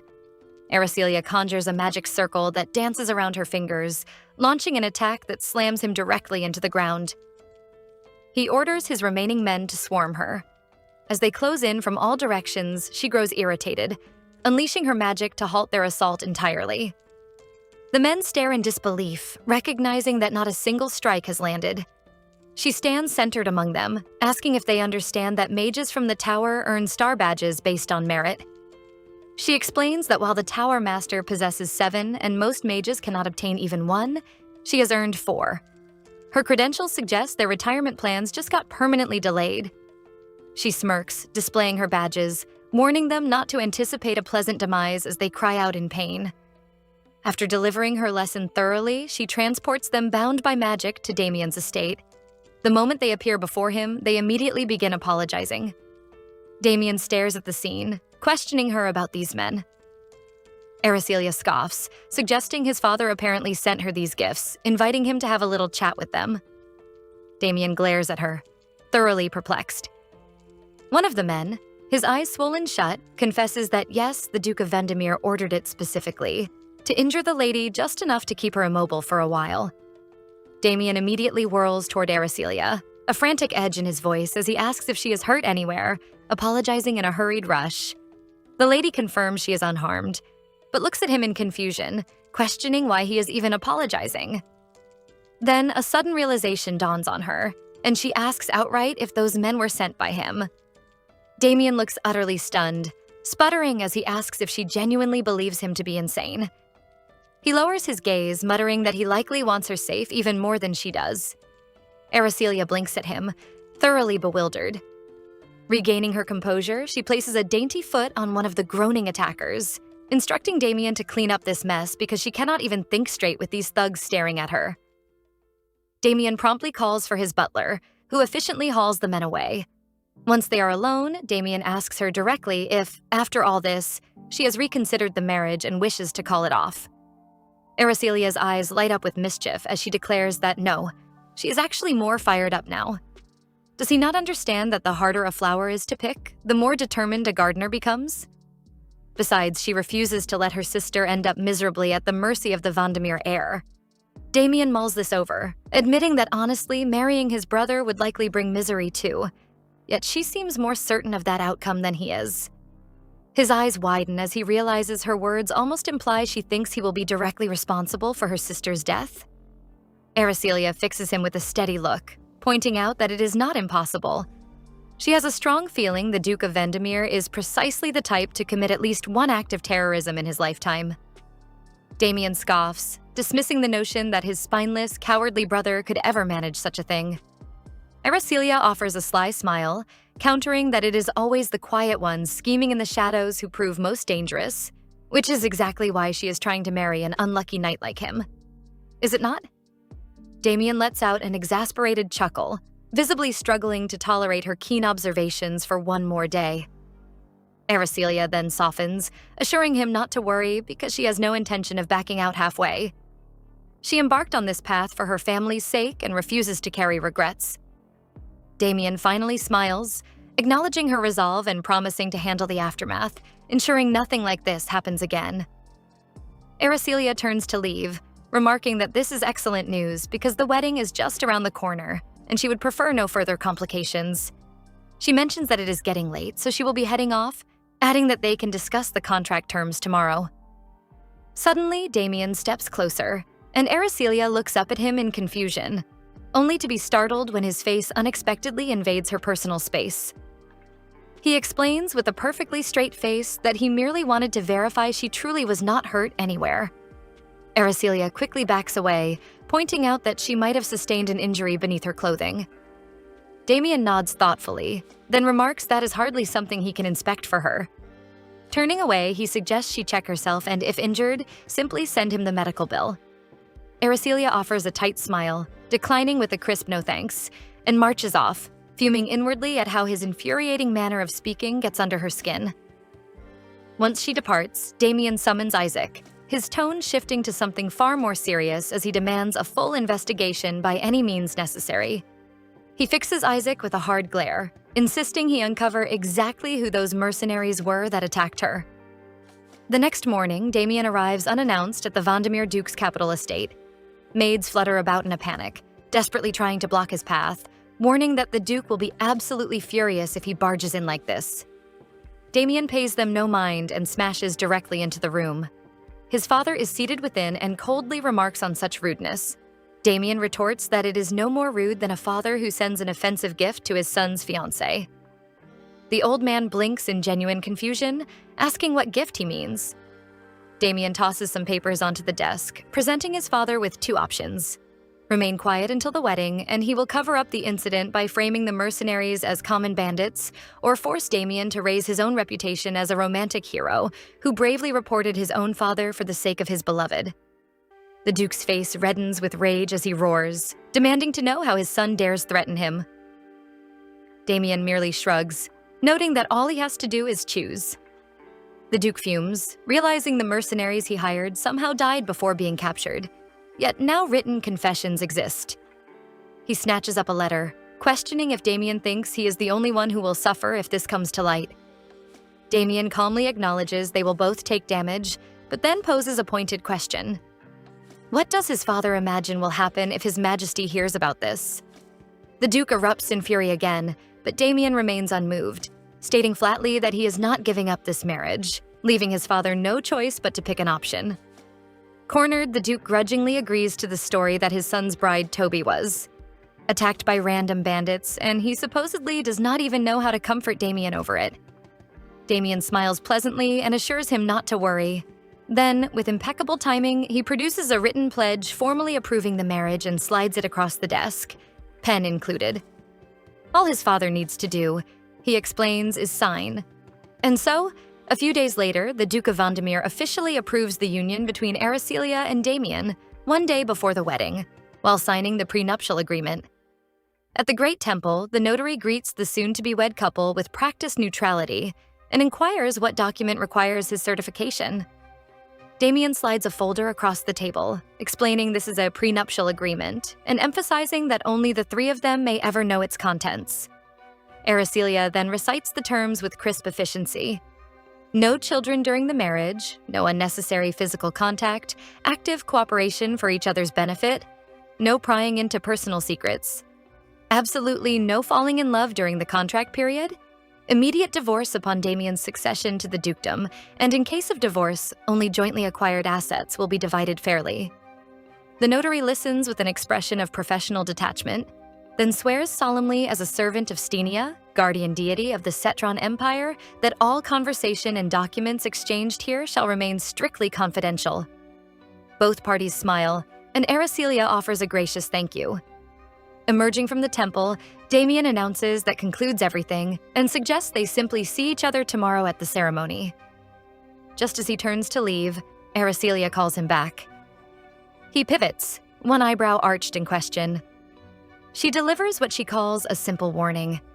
No matter how charming he may be, he is absolutely not permitted to fall for her. Damien sputters, asking if she realizes that talking nonsense so frequently might actually indicate a medical condition.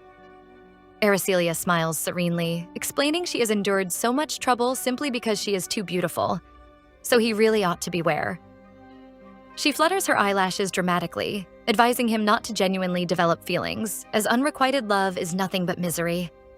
Damien shakes his head, observing that she remains excessively confident regarding romantic matters. Aracelia saunters off, tossing back that confidence is really all that matters.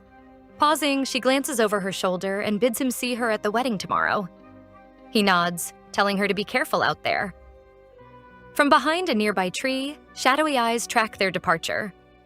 The observer muses silently why the pair visited the temple notary specifically. Submitting marriage documents was expected, but consulting a notary suggested something far more significant. A slow grin spreads across his face as he realizes this means conditions must be attached to Lady Aracelia and Sir Damien's union, information requiring immediate transmission to His Highness the Crown Prince. Returning to the castle, he delivers his report promptly. The Crown Prince stiffens in shock upon learning Aracelia visited the notary, demanding to know what she had notarized. His man apologizes, admitting he could not uncover that much detail. After a contemplative silence, the Crown Prince slams a book onto the table, startling his subordinate. He then instructs the man to wait and step back for further orders. Tomorrow is Aracelia's wedding day, after all. A smirk curves his lips as he contemplates wanting to meet with Aracelia. Just the two of them, quietly, before the ceremony. At long last, the wedding day arrives. Damien stands within the grand temple, looking so exceptionally handsome that the assembled ladies find themselves utterly mesmerized. They whisper among themselves, lamenting that they once imagined marrying him someday, and now they burn with jealousy toward Lady Aracelia, whom they deem impossibly fortunate. One young woman who previously harbored dreams of wedding Damien, however, announces she is no longer envious. Her companion asks why, given how much she used to adore him. The First Lady explains that since his heart now belongs to Aracelia, oddball mage and all, despite rumors of her being somewhat mad, she cannot imagine anyone else complimenting Damien's beauty quite like his bride, except herself, naturally, but she graciously concedes defeat. In the bridal waiting room, Aracelia is being adorned in a stunning blue gown. She turns to her siblings, asking their opinion. They gaze at her with sparkling excitement, declaring she looks breathtaking. Even her father blinks back tears, unable to fathom that his daughter is actually getting married. Her mother gently scolds him to stop, pointing out that if he weeps now, what will he do later during the actual ceremony? Iris looks at Aracelia with worried eyes, confessing she already frets about how she will manage without her sister around. The younger boy shyly presents her with flowers, and Aracelia thanks him warmly. She then reassures Iris not to worry, promising to visit often and reminding her sister she is always welcome at the maid's tower. Iris nods vigorously, insisting she will definitely come.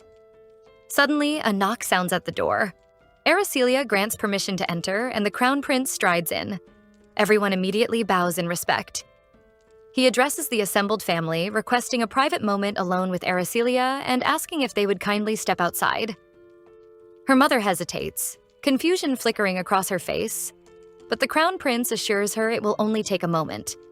He simply wishes to say goodbye as a friend. Once the door closes behind them, Aracelia regards him steadily, mentioning that he never replied to her, so she assumed he was not coming. He tilts his head, asking if she did not want him to come. She smiles, clarifying that of course she did. He is, after all, her friend. He returns the smile, agreeing wholeheartedly. How could he possibly miss his friend's wedding, especially hers? She is someone he genuinely treasures. In that spirit, he suggests they make a promise. Aracelia blinks in confusion, inquiring what kind of promise. He gestures toward her, admitting he still thinks it is a shame she is marrying Damien, but he has no intention of cutting ties over it. He reaches out, lightly holding a strand of her hair between his fingers, and murmurs that no matter what happens, he will not let her go, because one day she will regret this marriage. Aracelia's eyes flash with irritation as she insists she will not regret it. He smiles enigmatically, countering that if she ever does, she should come find him. Even if she is buried in the mud, he will gladly extend his hand to her. Aracelia smacks his hand away, her tone crisp as she informs him she appreciates his loyalty, but he should realize he is saying some seriously rude things right now. The crown prince apologizes gracefully for offending her. She sighs, telling him she will let it slide just this once. He nods, turns, and departs with a simple farewell. Aracelia stares at the door where the crown prince just exited, genuinely puzzled as to why he has been picking fights with her so persistently lately. Meanwhile, elsewhere in the temple, the assembled noblemen are thoroughly stunned that Aracelia is actually getting married, and to a knight, of all people. They never imagined their formidable commander would seriously tie herself to someone like Damien. Aracelia's own subordinates exchange bewildered glances, privately wondering if she somehow did something to the poor man. Sophie observes the general lack of enthusiasm and muses that truly, no one here seems genuinely happy about this wedding. Honestly, she reflects, it should have been her Oscar marrying into the Hugo family instead. She turns to the elderly woman beside her, addressing her as mother and seeking agreement. The old lady is the Dowager Duchess of Vandermeer, Damien's paternal grandmother, and she sniffs disdainfully, remarking that getting married in a place far too grand for his station is typical of that boy. She scoffs, unable to believe His Majesty actually granted this temple for such a disgraceful wedding. Sophie nods eagerly in agreement, then adds with a sly laugh that Damien still does not understand what happens when he overreaches. The Dowager Duchess turns to Sophie with barely concealed fury, snapping that Damien has been out of the family's care since he was young, so of course he never learned proper manners. All he ever does, she seethes, is get in their son's way, the ungrateful little brat. Nearby, Ewan, Damien's father, grinds his teeth in frustration, his face mottled with anger. The Dowager Duchess suddenly dabs at her eyes, calling out to her son Alex, convinced he must have been so stressed to end up looking like this. Sophie nudges Oscar, urging him to say something supportive to his grandmother as well, but whirls around in shock to find him missing. She grabs a maid, shrieking to find her son immediately. The flustered maid stammers that the young master said he was going to the restroom. Sophie fumes at her absent child. Elsewhere in the corridor, a young man with striking blue hair is thoroughly annoyed with Damien. If his half-brother absolutely had to get married, Oscar grumbles inwardly, could he not have done it quietly? Why must he drag everyone into this tedious affair? Passing by the bridal room, Oscar overhears voices and peeks inside curiously.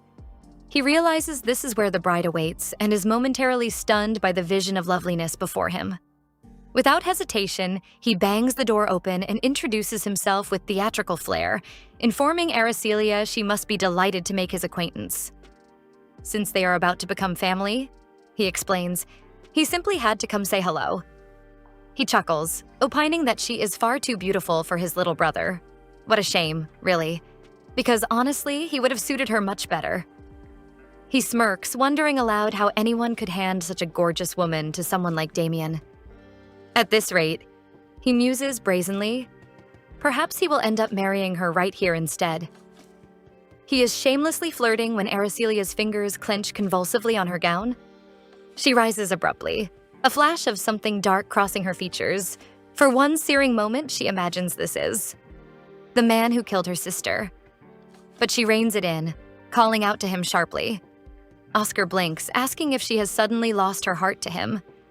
She informs him flatly that, no, his face actually resembles a flat and flabby starfish stuck stubbornly to a rock, and he should return to his family before she personally throws him into the ocean. Oscar sputters, hopping in indignant outrage, demanding how she could possibly say such things. Aracelia adds serenely that his existence is insulting enough on its own, so really this is fine. He is still spluttering when Damien appears behind him, voice dangerously calm as he inquires what exactly Oscar thinks he is doing here. Oscar whips around, demanding to know why Damien is there. Damien replies evenly that it is quite simple. He is warning Oscar to stay away from his bride. Oscar bristles, shouting about being bossed around. Damien steps closer, placing a firm hand on his half-brother's shoulder, and asks softly if Oscar still does not understand. This time, he explains, not even their precious Duchess grandmother can interfere. And without her protection, Oscar is merely a pathetic man who cannot accomplish anything on his own. So he should shut up quietly and get lost.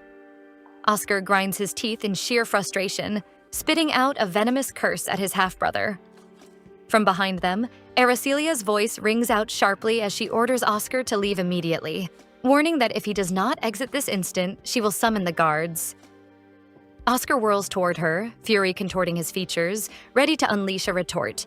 But Damien smoothly interjects, asking with mock innocence if Oscar would perhaps prefer returning to the sea, since he is, after all, a starfish.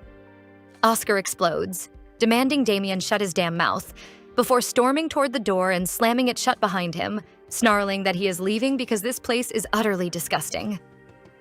From outside, Apple's frustrated voice drifts through the door, scolding Damien for barging into the bridal waiting room without consideration. No matter how urgent, one simply does not do such things. Damien calls back that he saw nothing untoward inside, so she need not worry. He then turns to leave, pausing only to lower his head and murmur an apology for the intrusion. Just as he reaches the door, Aracelia's voice stops him.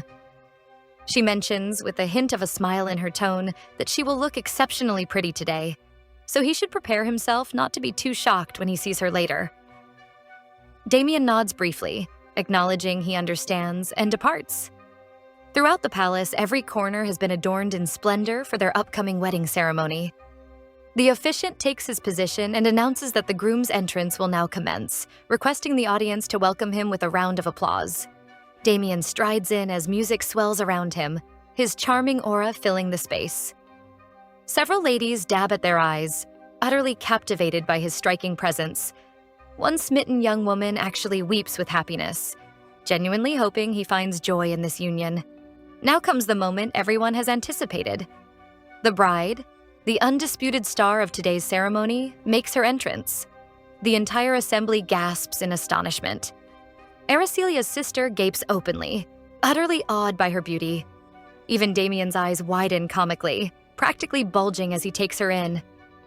She absolutely sparkles, her brilliant blue eyes fixed squarely on her groom. Her father gently takes her hand and places it in Damien's, officially handing her over. Damien gazes at her, struck by the realization that this woman is now his bride, his new family. The wedding vows commence, and both partners solemnly accept each other. The maid of honor steps forward, inviting them to exchange rings together. They slide the bands onto each other's fingers. After placing the ring on Damien's hand, Aracelia looks up at him and murmurs that she looks forward to their life together. He blinks, visibly astonished by her unexpected sweetness, then smiles warmly and assures her he will do his best as well. With that, the officiant declares before God that Damien and Aracelia are now husband and wife. Thunderous applause erupts throughout the temple. Aracelia's family weeps openly, overwhelmed with emotion. On the opposite side, Damien's family sits stone-faced, grinding their teeth in barely concealed frustration, their expressions thoroughly disinterested. The crown prince observes in brooding silence before quietly ordering his men to locate the man awaiting his command. He instructs them to use any means necessary, threats or bribes, he cares not which, to uncover exactly what legal proof those two obtained from the priest Aracelia consulted. After the ceremony, the reception commences. Guests swarm the new couple, offering congratulations and well wishes. Aracelia graciously thanks everyone for their kind words. Suddenly, she startles at a new arrival. Paula, the eldest daughter of the Hayden Marquisate, sweeps in with radiant excitement. The beautiful lady clasps Aracelia's hands enthusiastically, exclaiming she never actually supposed Aracelia would marry anyone, but here she is, tying the knot with what seems like a wonderful husband. Aracelia glances toward Damien, considers his face briefly, then deadpans that he is not that wonderful. Paula bursts into laughter, telling Aracelia to stop joking. Suddenly, Aracelia remembers her friend Frederick and inquires about him. Paula mentions spotting him leaving in a rush earlier, suggesting something urgent must have come up.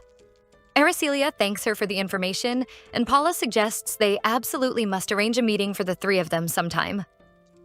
A sharp voice cuts through the merriment, calling out to Damien from behind. He turns, startled, and finds his grandmother advancing toward him. She demands to know what he thinks he is doing, then addresses the ladies present, asking acidly if their mothers never taught them to greet elders first on important days. Damien's expression tightens with frustration as recognition dawns. This is precisely the person Lord Damien warned them about, his biological grandmother. Before the wedding ceremony, Damien and Aracelia share a quiet moment together as she sips her tea. She suddenly inquires whether he thinks they should visit the duchy, pointing out that they ought to pay their respects to his grandmother. Correct? Damien advises her there is absolutely no need to greet that particular grandmother, explaining she functions more as his older brother's grandmother than his own.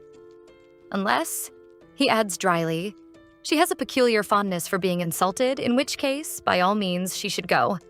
Now, as the old lady stands before her at the reception, she sharply questions Aracelia whether her mother failed to teach her about greeting elders on important days. Aracelia's mouth drops open, stunned by the immediate insult directed at her mother. Recovering swiftly, she offers a pleasant greeting, acknowledging it has been some time. She introduces herself with a charming smile, expressing hope they will get along splendidly. The grandmother fixes her with a cold stare, remarking that her greeting arrives ridiculously late. She notes that Aracelia apparently lacked time to visit, but somehow found time for a wedding. Aracelia chuckles lightly, agreeing that, yes, isn't that exactly right? She suddenly grips Damien's arm, pointing out how lucky they are to have found time today. Damien startles internally, realizing she just used his name so casually. The old lady snaps that she was addressing Aracelia, not him. Aracelia sighs apologetically, admitting she has never been particularly skilled at picking up on such cues. She then politely requests that the old lady correct herself because she is now Aracelia Vendemir. She asks sweetly if the adjustment is still difficult and assures her it is perfectly fine. She will simply keep reminding her until it sticks. The old lady gapes, momentarily speechless at Aracelia's audacity.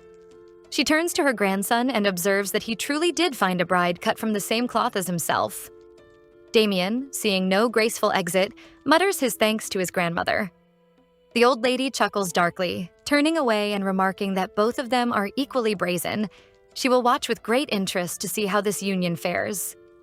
Damien exhales heavily the moment she departs.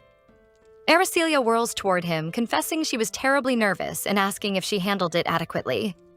He steps back slightly, realizing how close she has leaned in, and assures her that for such a sudden encounter, she performed remarkably well. She even used his name so naturally. Aracelia brightens excitedly, declaring that it is only natural since they are married, so he should start calling her Aracelia too.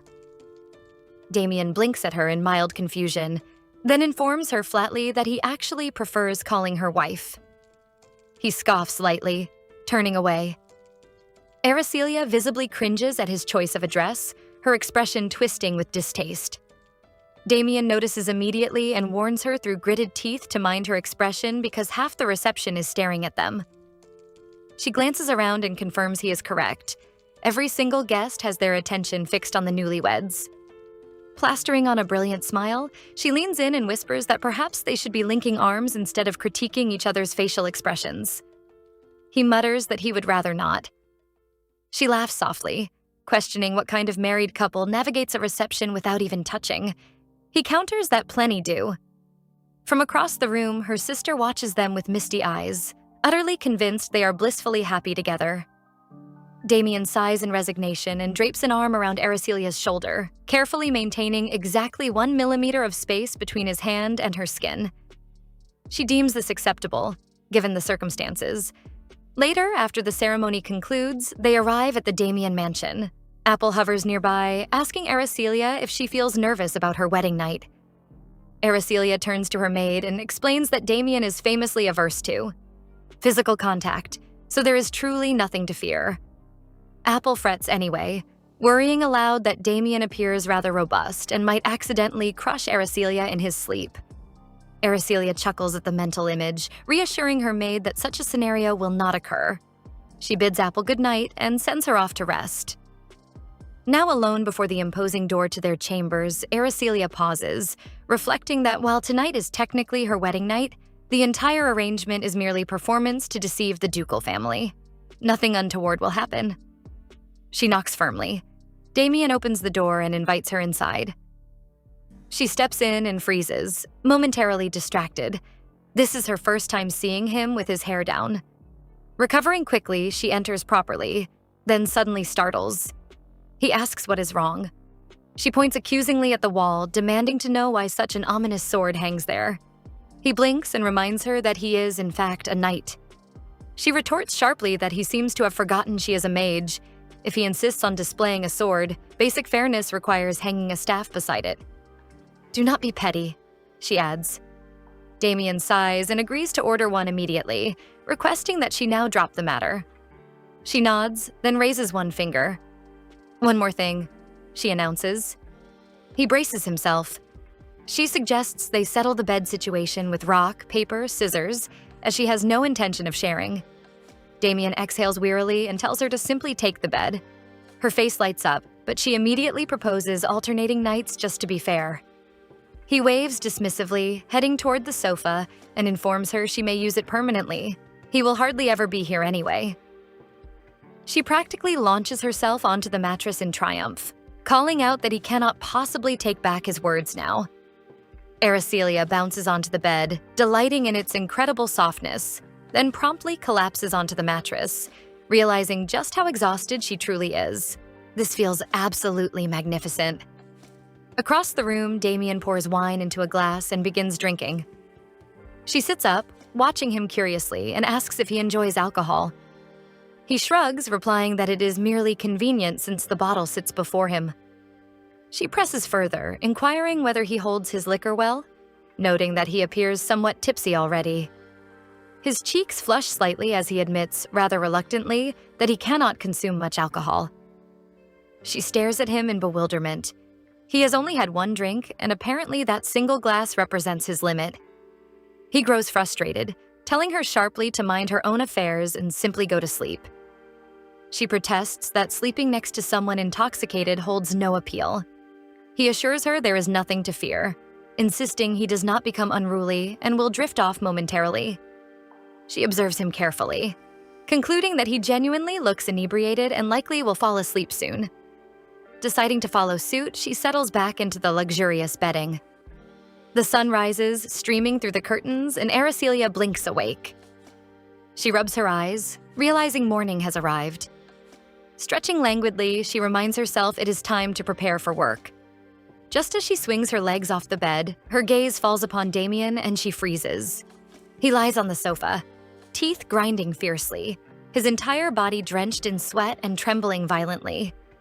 She stares in confusion, wondering what has suddenly come over him. Approaching cautiously, she attempts to rouse him, but he only cries out louder, shouting, "No," as tears stream down his face. In a broken whisper, he calls out desperately for his mother. In his dream, a younger version of himself stands in the Duke's mansion where his mother once lived during his childhood. A voice calls out to him from behind a large door, urging him to come quickly before it is too late.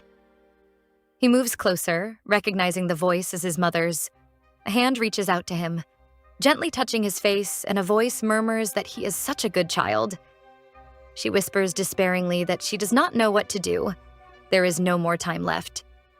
Suddenly, the hand retreats back into the room and he screams no, desperately calling for his mother.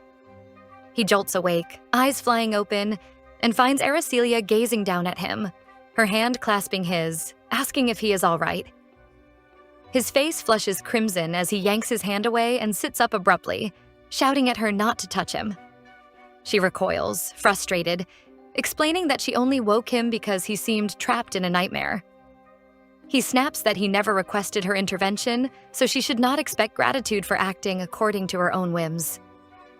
She erupts in anger, calling him rude and demanding to know how he dares speak to her like this so early in the morning. They were just married yesterday, after all. He should remember that. Suddenly, she throws her hands up, declaring that fine. It is all her fault, and he need not worry because she will never attempt to wake him again.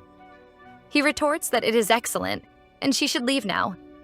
She spins on her heel, announcing she's already going and muttering that he is seriously insufferable. He watches her. Go, eyes narrowing, confirming to himself that they absolutely should not share a room any more than absolutely necessary.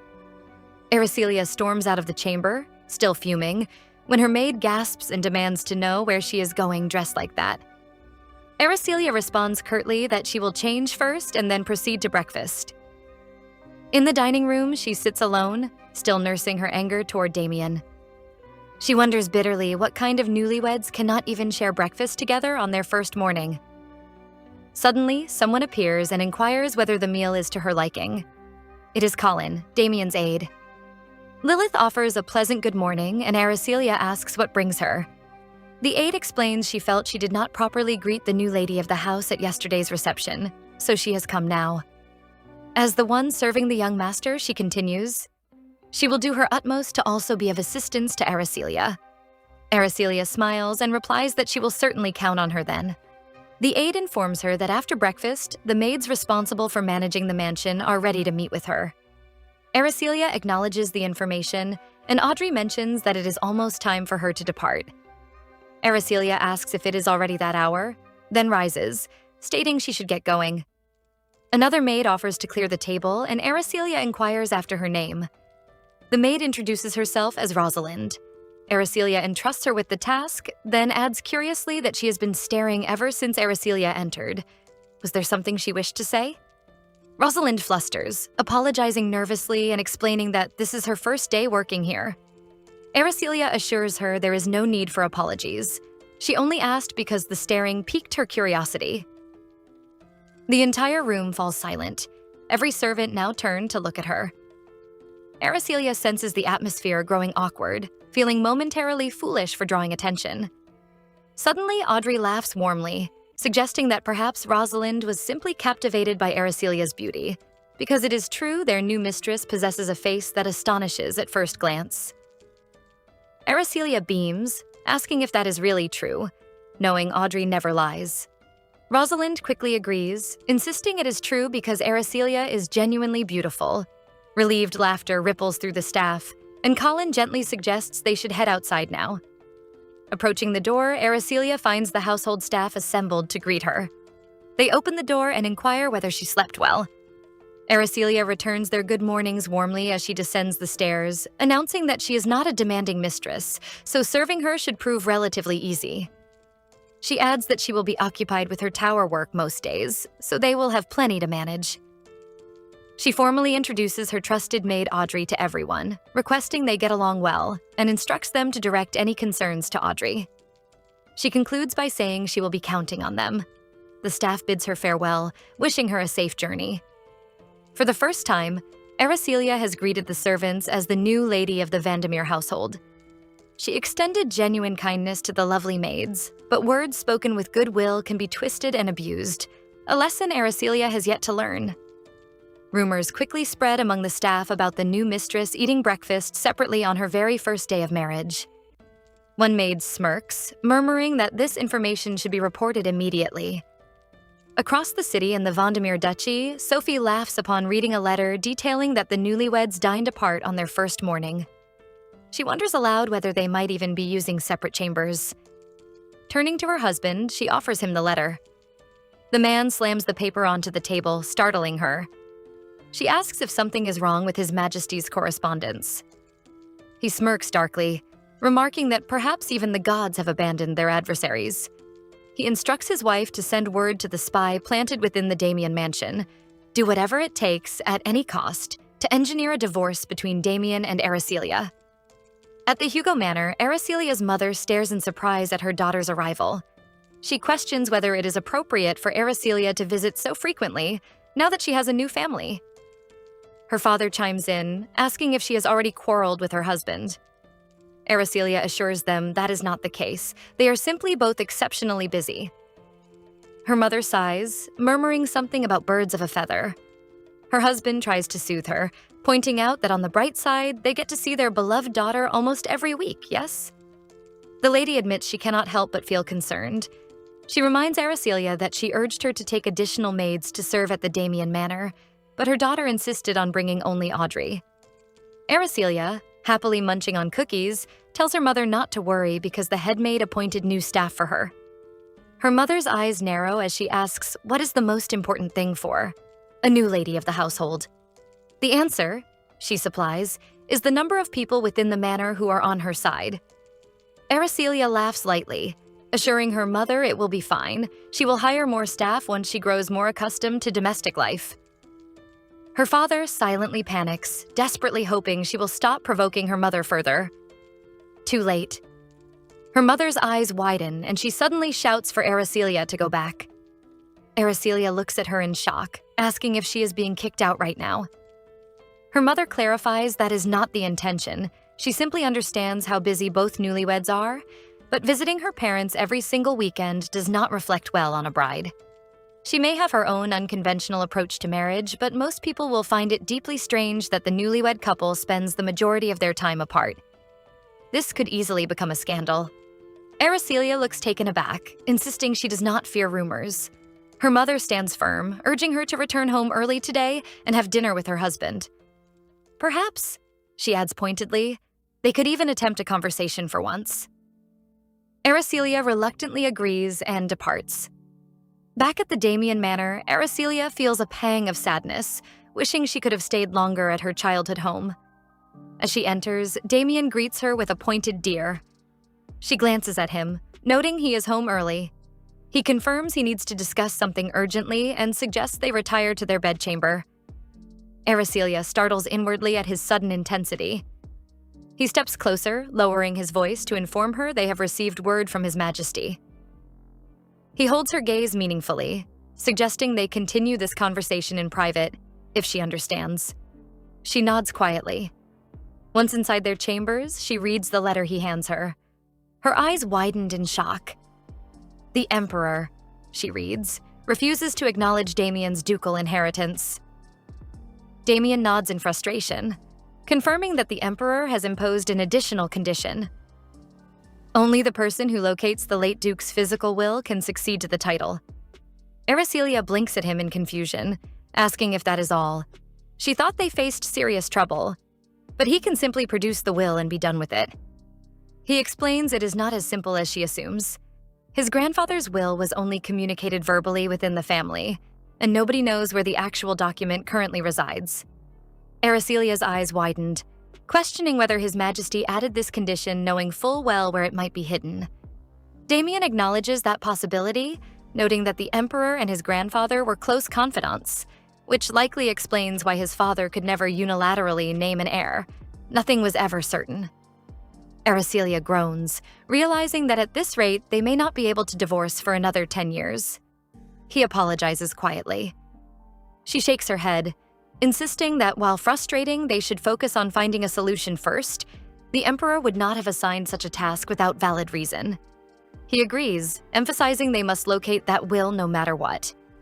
His Majesty has always craved one thing. He adds darkly, overwhelming power. The ruler of the Cetron Empire brutally pushed aside his own brother to claim the throne. A cold-blooded strategist who would bargain with demons to obtain his desires. Aracelia sighs, assuming the Duke of Vendemir also received this letter. Damien confirms the family is likely searching for the will at this very moment. Still, he believes they hold an advantage because their sole task is to find it, not to fulfill its contents. Aracelia proposes they locate it first and hide it from the family at any cost. He assures her his men already monitor their every movement. His father will never steal that will from them. He warns her to keep in mind that this development will make everything considerably more hectic. She understands and asks him to inform her immediately if anything occurs. He boasts that he will update her regularly. As she steps toward the door, Aracelia feels a pang of sadness. Things will only grow more complicated, and there seems nothing she can do to help. She clenches her fist, then suddenly brightens, realizing it is time to put her own skills to use. Off to the world of magic she goes. Everyone remains caught off guard by the Emperor's abrupt change in succession rules. Aracelia and Damien grow determined to become the ducal heirs, while the Vandemir family resolves just as fiercely to prevent Damien from inheriting. Each faction sets out on their own mission to locate the late Duke's will. Despite receiving this new mission, one person smirks privately. It is time to begin her true assignment. She must isolate Aracelia from everyone else in the manor, seduce Sir Damien, and weaken their relationship to instigate a divorce. She smiles to herself. After all, they offered a handsome reward. Suddenly, another maid appears, announcing it is time to hang the laundry. Rosalind slips the letter into her dress and tells the other she will be right there. The other maid chatters cheerfully about the wonderful weather, betting the laundry will dry quickly. Rosalind smiles agreeably. As she reaches the laundry area, another maid questions where she has been. Rosalind apologizes, promising to work extra hard to make up for her absence. She studies the two women before her, the loose-lipped pair, she notes internally. In other words, ideal pawns for laying groundwork. One of them smiles, telling the others that Rosalind has an excuse. She cleaned the dining hall for her last time. Rosalind smiles back, mentioning she was sick back then, so of course she helped. Everyone beams, commenting on her kindness and expressing disbelief that her previous master tormented her simply because she was pretty. That must have been rough, they sympathize. Rosalind thanks them for their empathy. The maids wonder aloud whether the new lady of the house will be different. They assure Rosalind not to worry, their madam seems quite down to earth, unlike other noble women who nitpick over minor details. Rosalind agrees, but hesitates, suggesting perhaps she should not say anything. The maids press her eagerly, promising never to tell a soul. Rosalind leans in conspiratorially, pointing out that while it is good the madam does not nitpick, has she ever actually asked them to do any housework at the manor?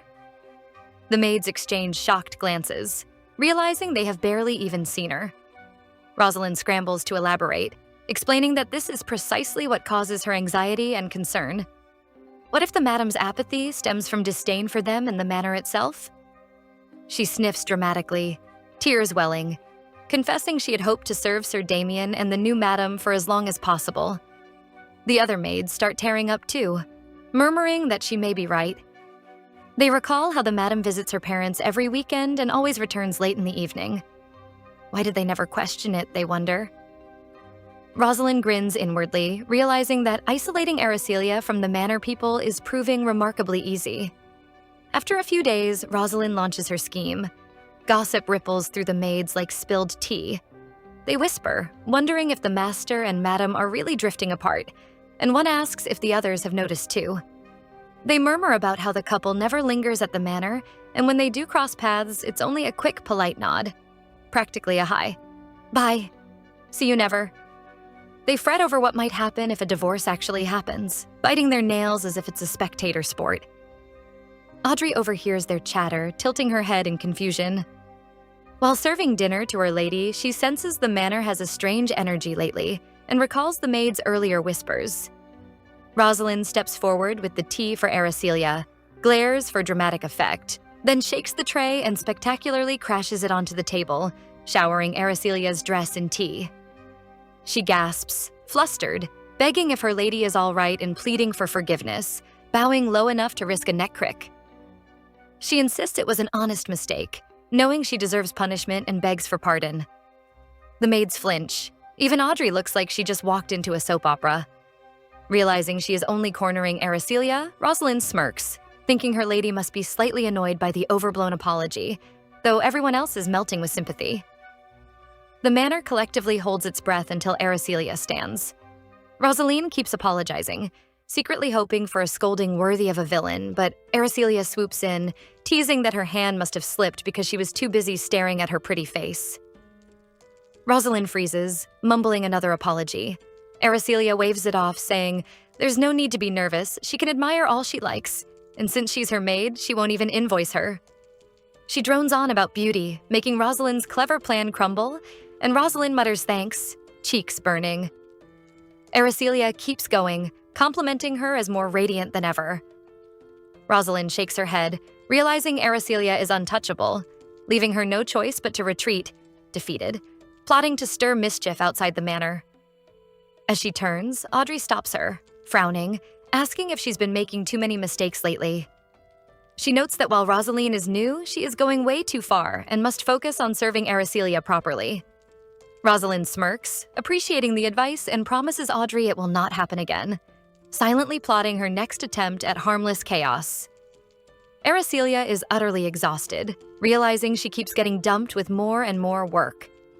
Even her subordinates are on the verge of tears, asking what they should do next. They have combined every mana stone available in the Cetron Empire, yet the ore will only float for a week at most. One of the men sighs, pointing out that the final magic tool announcement is looming and wonders if they will finish their research on time. The green-haired girl shakes her head, declaring they won't because the situation is hopeless. Aracelia slams her hand on the table, reminding them if they've forgotten who she is, a brilliant genius. Mage, the best pupil to ever grace the halls of both the Academy and the Magic Tower. Her proud speech hits as usual. She promises to make their research a success, insists they put their faith in her, and declares she will take the day off tomorrow. The others gasp, noting that even with overtime every day, time is still short. The boy agrees with Sally, noting they must handle everything from analyzing overseas mana stone research papers to supplying mana to the floating ores. Aracelia stares at them, questioning what she just said when the research clearly isn't going well. Sally tells her to pause, take a break, and find a new approach. The man emphasizes it, saying now she must trust them and rest tomorrow. Sally chokes back tears, and both subordinates silently vow to be loyal partners to Aracelia forever. Sally insists they will return refreshed and ready to work even harder. Aracelia praises the plan and promises to see them the day after tomorrow, then returns to the mansion, breathing heavily, aware she still has work ahead. Audrey notices the mana stone in her hand and urges her to let her carry it since it looks heavy. Aracelia refuses, saying it's important and she must carry it herself. Turning back, she mentions wanting to ask a favor. Suddenly, Damien appears, asking if she has just returned. She looks at him while he says he has to leave and urges her to keep moving. She bristles, realizing he's telling her to get out of the way, wondering if it's her turn to pick a fight. Remembering her mother's words, she knows she can't because it's a love marriage, so she opts to act cute, hoping he takes the hint, happy just to see him again after their busy days. He looks shocked, too tired to read her subtle cues, which boils her blood. Noticing the stone in her hand, he wonders why she carries something heavier than herself and steps forward to take it. She protests, insisting it's not heavy, and thanks him for the offer. He tells her she doesn't need to act strong in front of him, remarking that all she does is sit at a desk researching without ever seeing the sun. So what if she gets hurt? Aracelia snaps, demanding he stay out of it. This is her magnum opus, the floating ore she's been crafting for the last 4 months. He points out it is as light as a feather and floats as high as a bird, calling it the greatest magical tool ever, capable of staying afloat for a week with just a touch of mana, and promises her a special opportunity to witness it firsthand since he is her husband. Given permission, she warns him to watch closely and uses her magic, sending the mana stone floating into the air. Damien's jaw drops, utterly fascinated, while Aracelia beams with pride, asking if she didn't tell him it's a magnum opus. Suddenly she falters and collapses into his arms. He panics, asking what's wrong, while even Audrey gasps. Damien shouts for a physician, urging her to hurry. That's it for now, guys. Hope you enjoyed the story. It's been a minute since I brought an enemies to lovers story to the channel, so drop your theories in the comments and tell me if you want more. There are a few more chapters I can cover if you're into it. I really like a strong female lead who knows how to stand up for herself, but I'm gonna be real. The way she handles the romance problems is kinda childish sometimes. But honestly, maybe that's part of the fun. The series is called In the Name of Special Contract Marriage, and I narrated up to chapter 18. And don't forget to subscribe. A lot of you watch but aren't subscribed, and then you end up missing the new videos when I post. Kisses and see you next time.